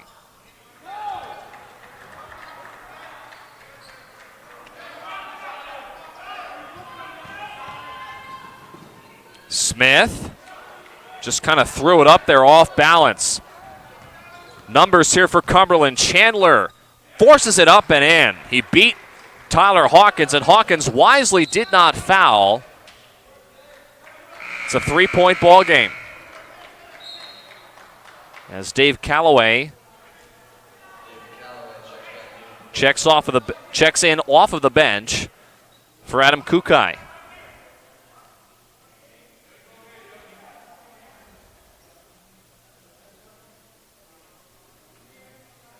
Officials just checking something, make sure everyone's on the same page. And we're starting to see some more pressure in the backcourt on Cumberland. Trying to force Brookdale into a mistake, and Hawkins tried to split 3 defenders and he lost it. Cicero with the momentum, goes right by Dave Calloway and lays it in. And they had the momentum because it was 5-on-4 with Hawkins late getting back. And this time at the other end, DeAndre Smith draws the foul. And the question will be, who will this be on for Cumberland? This is on Charles Sapp, and that's his 4th. The 7th team foul now for the Dukes, and DeAndre Smith at the line, the 6-foot freshman from Neptune, will shoot 2. Now, something interesting about DeAndre Smith, we all watched the Super Bowl this past week, and he's a big New England Patriots fan. Now, of course, the Patriots were not in the Super Bowl this year. For once. Yeah, well, I will say.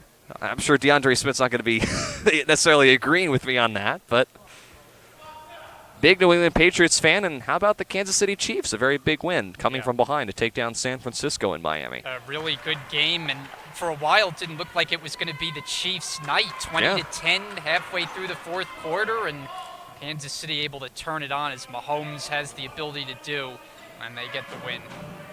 Mahomes the MVP. First Super Bowl title for the Kansas City Chiefs in over 50 years, so how about that? Smith is fouled.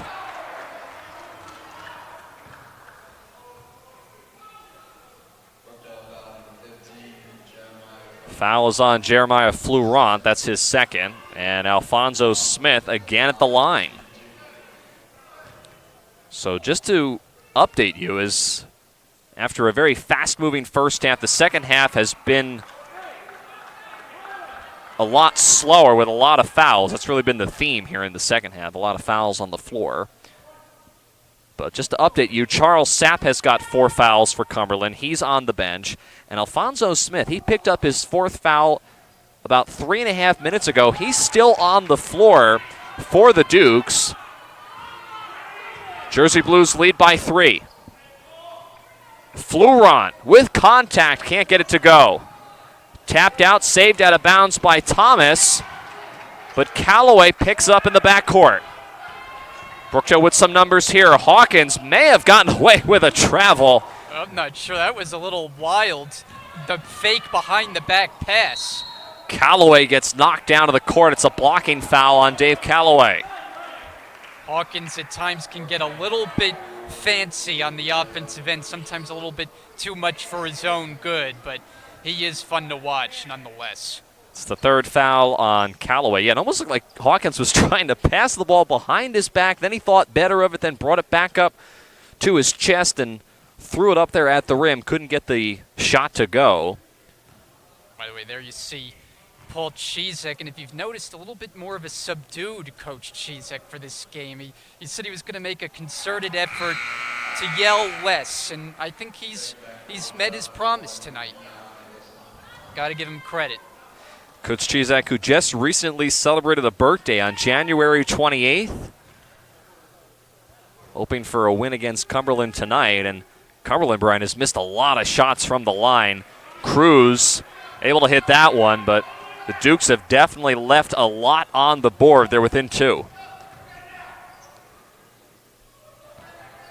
We've seen free throw shooting be a bugaboo for Brookdale in a lot of games, especially early on this year when they struggled to close out games. Fleuron with a nice fadeaway jumper. Jeremiah Fleuron, one of those players that's a good shooter if given the ball, and he gives Brookdale a 4-point lead. And he has been a bright spot of late. Paul Chizek was telling me he's the one player that he likes the focus from Fleuron, likes where he's at contributing to this team of late. Chandler with the bucket and a timeout emphatically called by Darren Stalling. It'll be a full timeout on the floor. His team trails by 2, 61-59. We'll take it with them here on Brookdale TV. Come back to the Collins Arena next. Get a beautiful medallion at graduation. Their name is in the program as a distinguished global citizen. And they can use it on their resumes and interviews and all that kind of stuff. So it's really a great benefit for the students. Becoming global citizens. You really care about what's happening in other parts of the world, or even right down the alley from you. It's all the same issues. And it doesn't hurt having it on your resume. Thank you guys so much. I think everyone should really talking with us. We're very happy. Thank you. We're Helping Hands at Brookdale, so we provide non-academic support for students. We know we have fabulous teachers and we have great academic resources, but we're here to help students with everything else. We know life happens, students have all these issues that they bring to the classroom, so we're trying to help make connections for them to alleviate some of the stress that they have. We have mental health counselors available to students. We have social services available to students. If students need a doctor, a lawyer, an accountant for free, pro bono, we have these.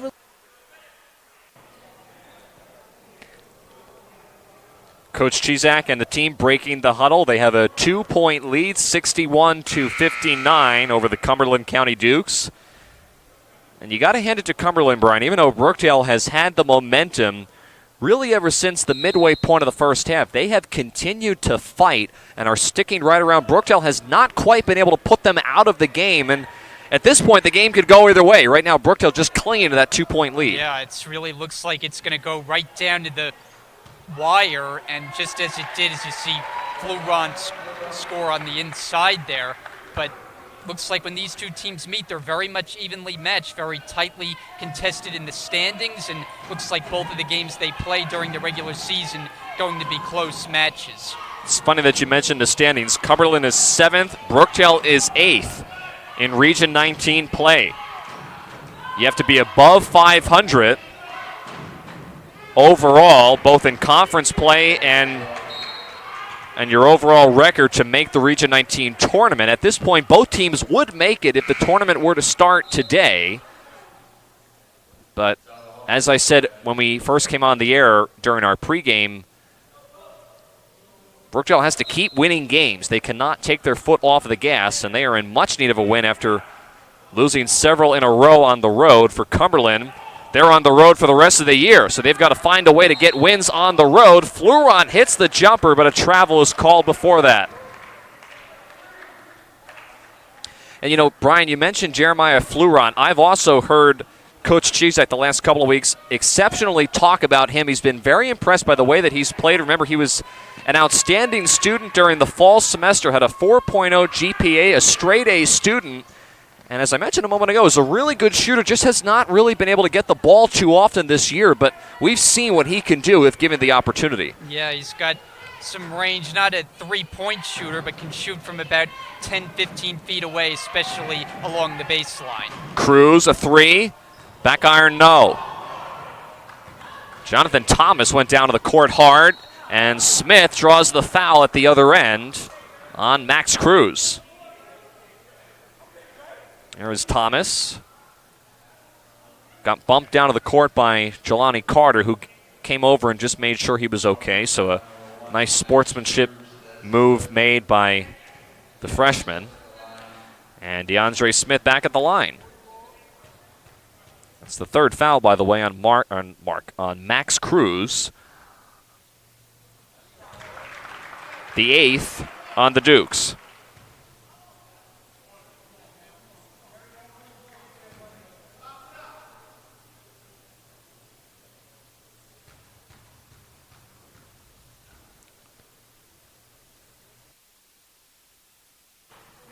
And Smith makes them both, so 65-61.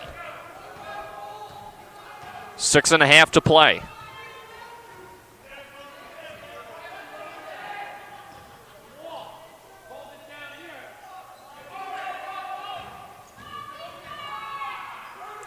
Cicero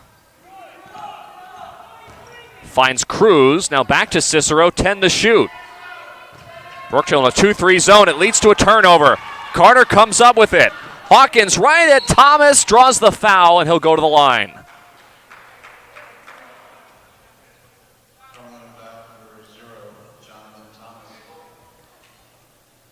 It's the 9th team foul now on Cumberland, so they're one away from the double bonus. And as you heard public address announcer Dave Tompkins just mentioned, the second foul on Jonathan Thomas. Hawkins at the line, the 6'4 sophomore from Tinton Falls.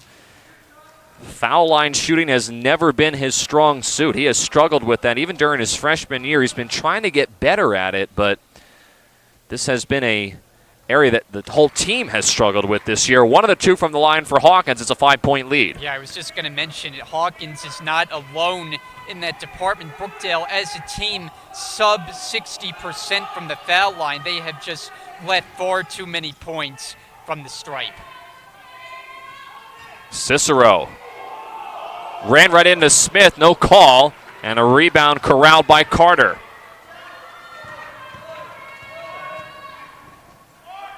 Wilson, dangerous cross-court pass to Smith. Drives inside and threw it away.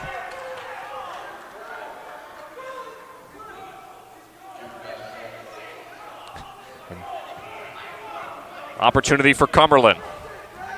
Down by 5.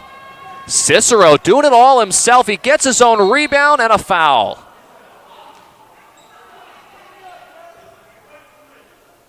Phil Cicero, we expected him to have a major impact on the floor tonight, but he has definitely come alive here in the second half, as that is the second foul on Jelani Carter.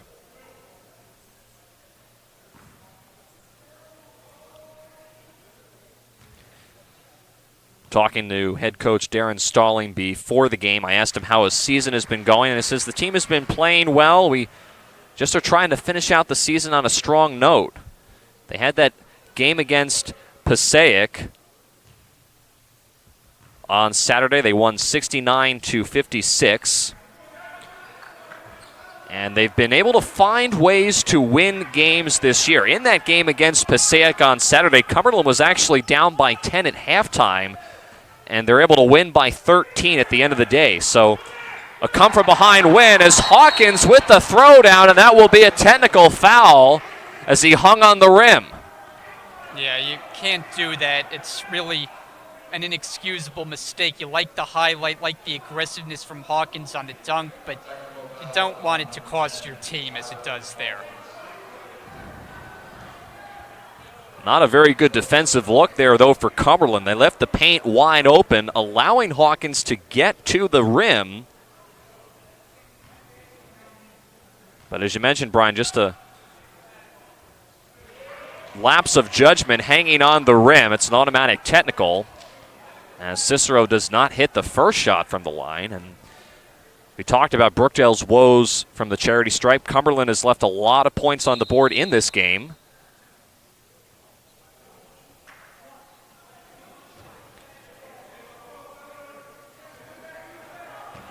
And Cicero was only supposed to shoot one technical foul shot, so officials correct that. You see Darren Stalling looking on the sidelines.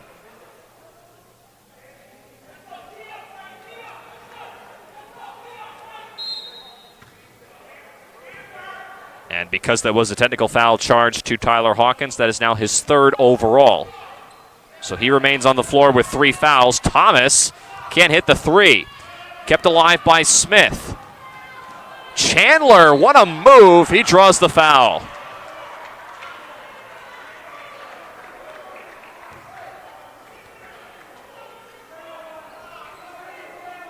And this will be on Carter. That's his third.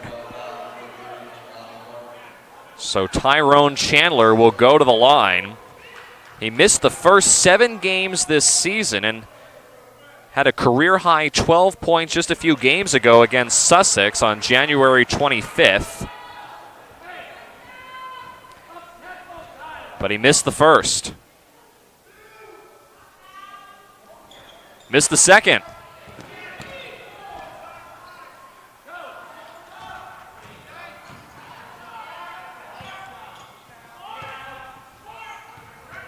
Hawkins.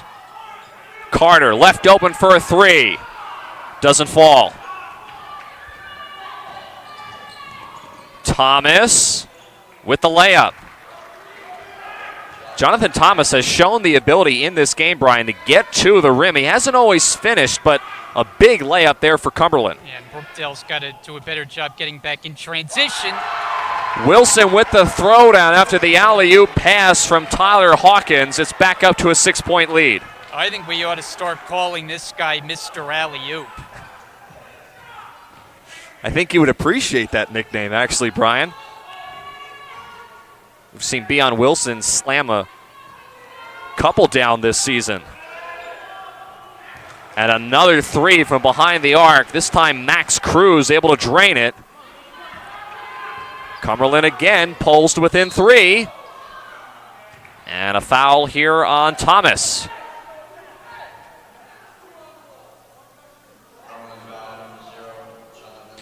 And it appears, Brian, with 3 minutes and 39 seconds left to go, it's really going to come down to who can make their foul shots at this point, because both teams have crossed over the threshold of being in the double bonus a long time ago. Wilson at the line for 2. Can't hit the first. And it's going to be interesting to see how it turns out, because you have 2 teams that struggle so much in that department. But you're right, in games that are close late, that is the #1 factor. Wilson on cue misses both. And Thomas nearly was fouled there by Carter. He kept his feet in bounds. Chandler on the break, can't finish. And Florent touched it out of bounds, so it'll stay here with the Dukes. Darren Stalling will put Charles Sapp back on the floor with 4 fouls as Tyrone Chandler checks out. It's a weird inbounds play. It'll stay here with Cumberland. 27 to shoot.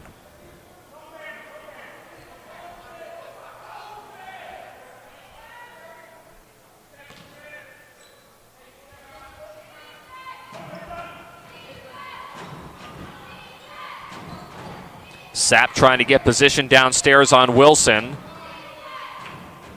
Brookdale still in this 2-3 zone.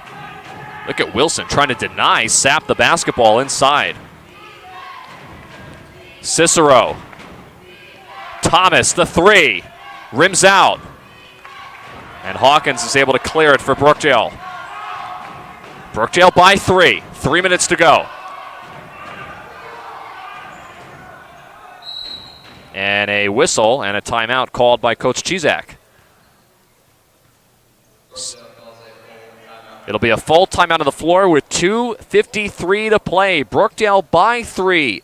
The conclusion of this game is coming up next on BTV. Hello, I am here with Jewish Student Union, and here to talk with me is this amazing gentleman. How you doing? Thank you very much. Tell me about the club. Of course. Jewish Student Union is a Jewish club on campus. We meet every Tuesday, and everybody's welcome to join. We go through some of the Jewish holidays, great food, great kosher food. And our main event is around Hanukkah time. We build a Lego menorah that goes to the children in the hospital. But please do come by and visit us every Tuesday at the ATEC building, room 101. And you could always sign up and see all our activities. Everybody's welcome, and we hope you have a great time. We have the League of Women Voters, and you are the president of this club. How you doing? I'm the president of the Western Monmouth League of Women Voters. There are 3 local leagues in Monmouth County, and we are one of them. What you guys do? We are nonpartisan, and we are all about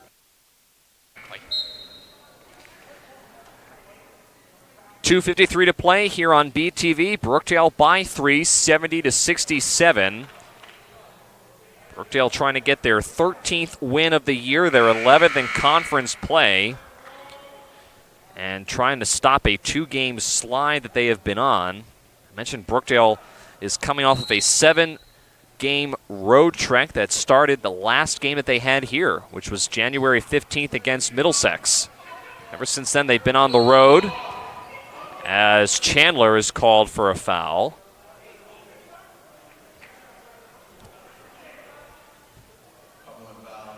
See the number on Chandler, that's his first, and because this is a situation where both teams are in the double bonus, it's going to be 2 shots the rest of the way, so Hawkins is at the line again.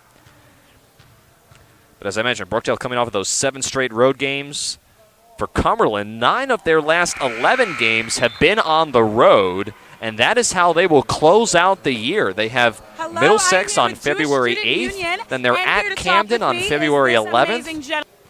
2 more road games after that, so a tough stretch upcoming for Darren Stalling and his team. 72-67.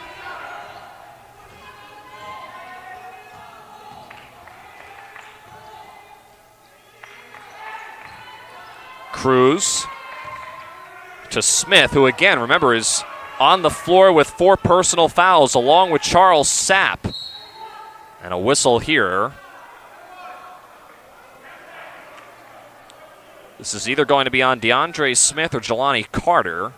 I think it's on Smith. And it is. So that's the 3rd on DeAndre Smith. Team fouls at this point don't really matter. And Cruz at the line for 2.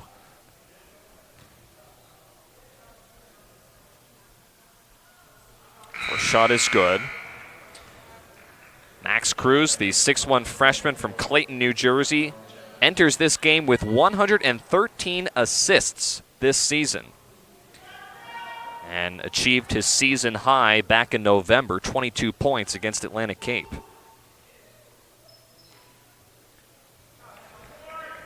Cruz all nylon on the 2nd attempt from the line, 72-69. Cumberland has been as close as within 3, but they can't seem to quite get over that threshold as another foul here, and this will be 2 shots for Brookdale.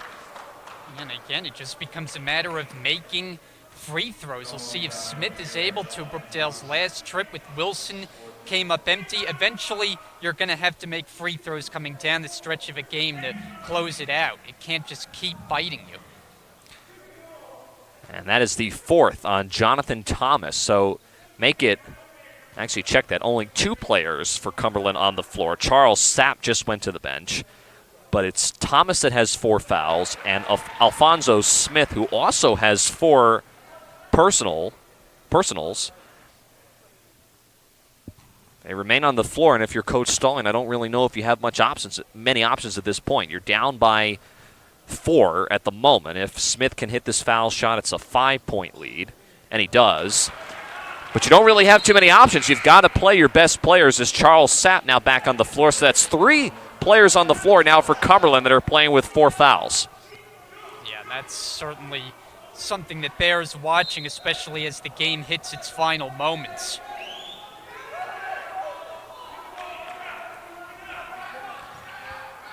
Critical possession here for Cumberland.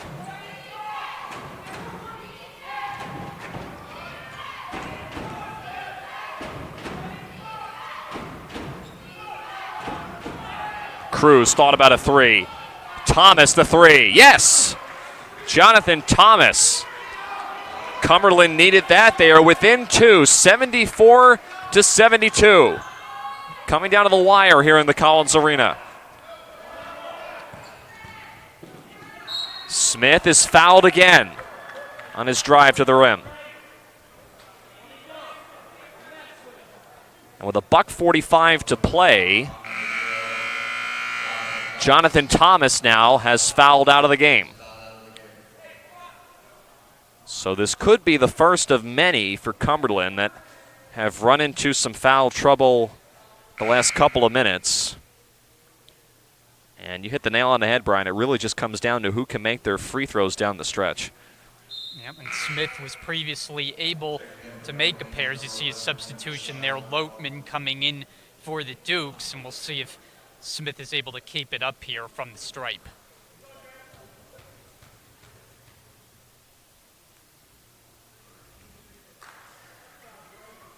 Smith hits the first one, and remember, the last time these two teams played was back on December 5th. Brian, I believe you had mentioned that at the beginning of the game. Cumberland won at Cumberland 75-73. So the game was decided by 2 points, and look at where we are. We've really kind of been at that threshold really for the majority of this second half. I mean, Cumberland has been close, but they haven't quite been able to take the lead away from Brookdale. Jersey Blues are back up with a 4-point advantage.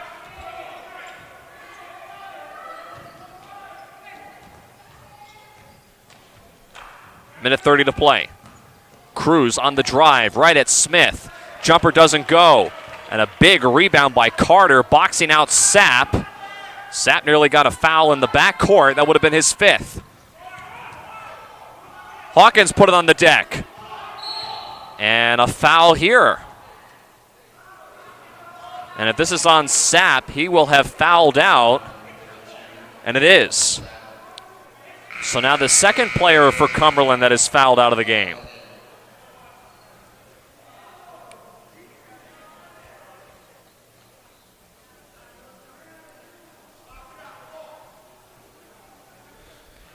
And now the question for Darren Stalling is, who do you put in? You're down 2 already. Looks like he's going to sub in Nazir Warren, as Tyler Hawkins awaits his 2 from the line.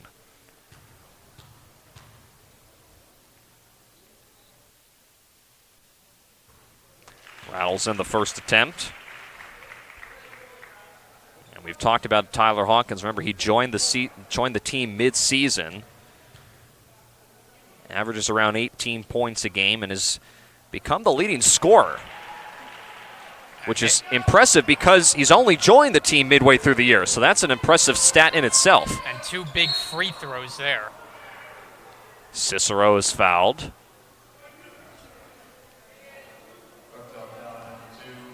And that is now on DeAndre Smith, and Brookdale in the same position that Cumberland is in. That's the 4th foul on Smith.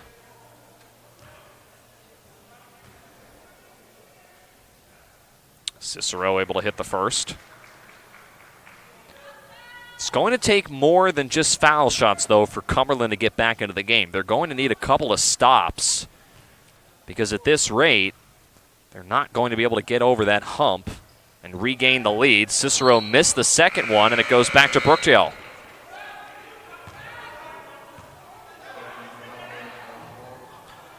Full court pressure being applied here by Cumberland.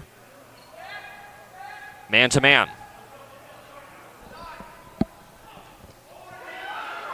Hawkins may have gotten away with pushing Tyrone Chandler down to the ground. A minute left to play. And I think if you're Cumberland, Brian, you have to let this play out. You can't really foul here. You're in a tough spot. Smith doesn't get the layup to go. Ozoji the rebound, and he's fouled. And if I were Brookdale there, I think I would have tried to kill more clock in the final minute, even though Rowan probably was going to foul as quickly as possible anyway. But just try to eat as much time as possible after getting that offensive rebound. So the 6'8" freshman from Union, New Jersey, Alan Ozoji at the line. Comes off of that 22-point affair against Northampton on Saturday. Makes them both from the line. Been someone that's been battling a foot injury, but smooth that time at the charity stripe. Cruz is fouled. And if that's on Smith, he's gone. And it is. DeAndre Smith, the first for Brookdale to foul out. So that's 3 total players that we've seen foul out here in this second half. And it's been a second half that has been very heavy on the personal fouls. And both teams running out of subs at this point to put on the floor. But what Brookdale has been able to do here in the last couple of minutes is make their attempts at the free throw line, and thus they have a 7-point lead. Max Cruz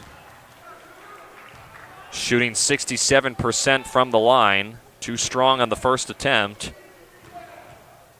He'll get another. He missed them both. 2 big misses from the foul line. Wilson double teamed. Gets it across midcourt to Ozoji. And Lotman commits the foul. As Callaway now will have 2 shots from the line. So it's almost turned into a free throw shooting practice clinic, so to speak. Who can make the foul shots from the line? And Brookdale, give them credit, Brian. This is a team that has struggled from the line. We've talked about that throughout the season, only shooting 59% overall, but they've made their shots tonight and at the moment are able to keep the advantage just big enough that Cumberland doesn't have an opportunity to get back in the game. Well, and remember we talked in the first half about the pace being good. Well, boys, that slowed to a crawl here in the second half at the number of fouls committed. I mean, each team has been at the number 10 mark since about 5 minutes to go. Cicero is clocked in the head. He got hit by Carter. And that's the 4th on Jelani Carter. So Phil Cicero again at the line. 81-73. Brookdale leads by 8. Coach Chizak, you saw him looking on there. Cicero able to hit the first attempt. Achieved his 1,000th career point earlier in the second half.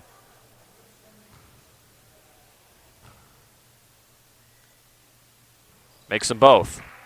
Now again, Rowan will look to foul if they don't get a steal as quickly as possible. And a foul there on Lotman.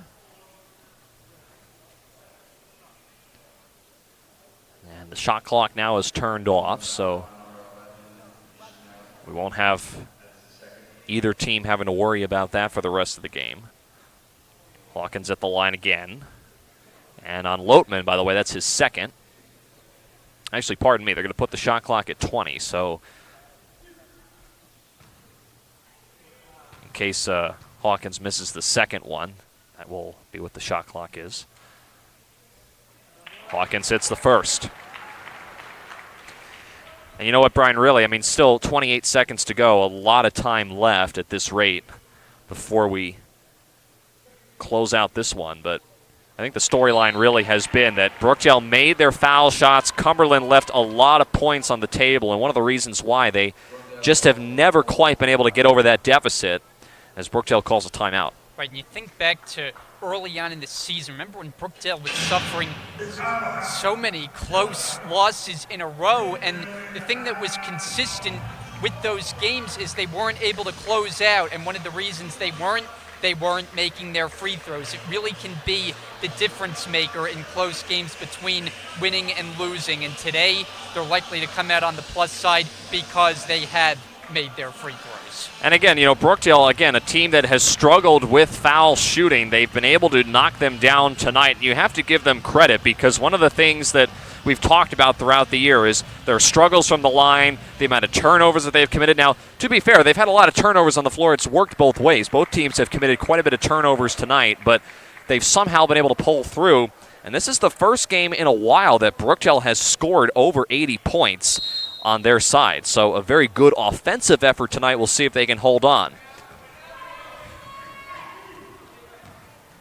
Lotman and Chandler ran right into each other. Smith, the desperation three, drains it. Well, not over yet as Rowan just keeps on doing enough to just make it be interesting enough. And now another timeout on the floor after the made basket. It'll be a 30-second timeout for Darren Stalling. Actually, make that a full timeout. Stalling wants to talk things over with 19 seconds to go. 83-78. Brookdale in front by 5. We're Helping Hands at Brookdale, so we provide non-academic support for students. We know we have fabulous teachers and we have great academic resources, but we're here to help students with everything else. We know life happens, students have all these issues that they bring to the classroom, so we're trying to help make connections for them to alleviate some of the stress that they have. We have mental health counselors available to students. We have social services available to students. If students need a doctor. It'll be a women's. Darren Stalling out of the timeout. 19 seconds to go. His team down by 5. And as Brian and I were talking about during the break, not out of this one just yet. Again, still 5 points, a long time to go with the way this game is going, with the amount of fouls that are being committed. Both teams are in the double bonus, so any foul that is committed on either side will be 2 shots at the line. And for Cumberland, Brown, you're really kind of in a tough spot because Brookdale, they're making their free throws.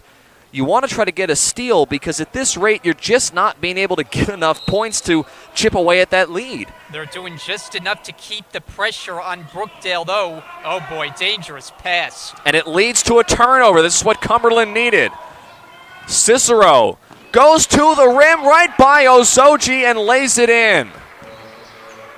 That is just inexcusable. You cannot have a turnover trying to do too much. That time is Callaway on the inbounds pass, throwing it beyond the midcourt stripe, turns into a turnover, and Cicero quickly turning it into a bucket for the Dukes. And another timeout on the floor. Brookdale, now their lead is 3. They have the ball with 12 seconds to play when we come back. Filmmakers from around the world submit their work to the Garden State Film Festival.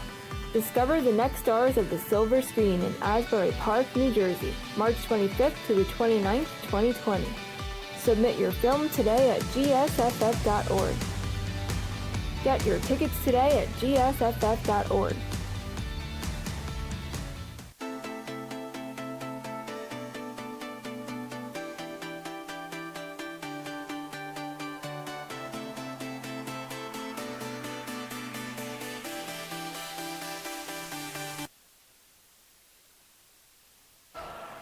.3 to play. Brookdale has got the ball. They lead by 3, but they've got to be able to inbound the basketball. They struggled with this just a moment ago.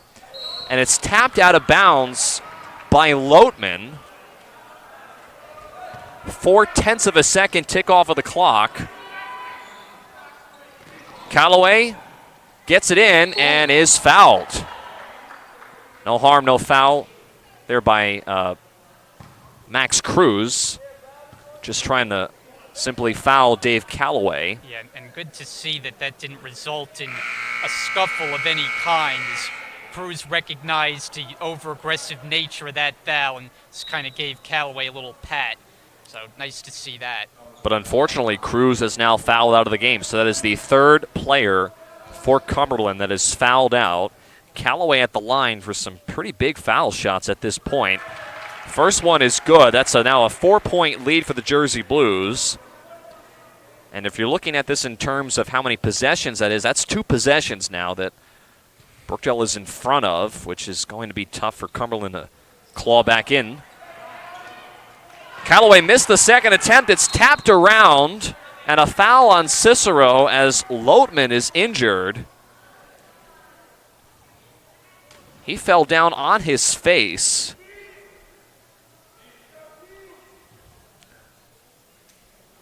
And is going to get up. Looks like he may have gotten hit in the mouth, possibly a nosebleed or something, but he appears to be all right. Trying to shake off a head injury. And officials will stop play just to make sure that Deschanel Loatman will be able to get off of the court. Andre Green is now checked in for him.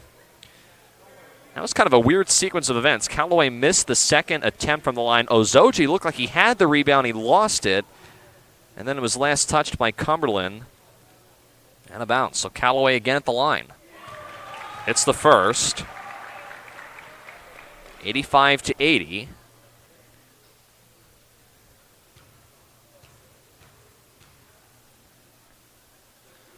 And makes a second. The lead is 6. Cicero, a last-second 3, doesn't go, and Brookdale will get out with a win here at home. A much-needed victory, 86-80. They stop a 2-game slide, and they're able to even the score with Cumberland, who beat them earlier this season back in December. So a very big win for the Jersey Blues. Unfortunately for Cumberland, they continue to go on the road. They will have 4 more road games on the road to close out their regular season of play. And Brookdale, of course, will await to play RCGC, Rowan College of Gloucester County, here less than 48 hours from now in the Collins Arena on Thursday night. But Brian, just to kind of recap this game a little bit, Brookdale did not start out the game all that well. We talked about that at the end of the first half. They came roaring back. They were able to take the lead at halftime, and then they just did enough to keep that cushion. They didn't blow Cumberland out of the building, but they did just enough, especially down the stretch, to keep about a 5 or 6 point cushion between them and the Dukes. Yeah, I think you said it right there. The second half, to put it mildly, was something of a slog with all the fouls, but Brookdale did enough, and Cumberland just wasn't really able to do enough after getting off to the good start and getting out to the 11-0 lead. And in the second half, they put the pressure consistently on Brookdale. As you said, Jersey Blues never able to take full control of this game, never able to blow it out of the water. But the big thing, as we talked about throughout the game, down the stretch, they made their free throws when it counted. They get off the schneid in that department, and in the record department, where they snap a mini 2-game losing streak, get back on track here at home, and we'll try to keep it going as they play again here in a couple of days. Yep, less than 48 hours from now, Brookdale, both the men's and women's basketball teams will be back in action to take on Rowan College at Gloucester County. Those games will start at 5 and 7 p.m. on Thursday night, and Brookdale will definitely have some momentum going into that game. So thank you so much for joining us again tonight for our entire BTV crew, and of course my broadcast partner Brian Goudsworth. I am Tim Catalfamo. Brookdale comes out victorious tonight over Cumberland County, and they get a very big win here at home. We'll see you on Thursday night when Brookdale takes on Rowan College at Gloucester County. Until then, have a great night from the Collins Arena in Lincroft, New Jersey. Oh, what's up? We have Vice President of this club, which is the Alpha, wait, how do you say it? Alpha Pi Theta. Alpha Pi Theta. It is an honor society, PTK. I think I was in it. So let's hear more about it. What about this honor society? What can you tell me about it? So our honor society, you need to be invited to join. You need a 3.7 GPA and at least 12 credits. And then once you get your invitation, there's an induction. And once you're in, there's all sorts of benefits as far as scholarships. And also we do a lot of community service and volunteering. So that's so amazing. And I do know I was part of PTK. And when I transferred schools, I had money off of because I was part of this society. Yeah. The scholarships, all the benefits of doing scholarships and like that are insane. There's a lot of money in this. That's so great. And are all of you beautiful ladies part of this honor society? Yes.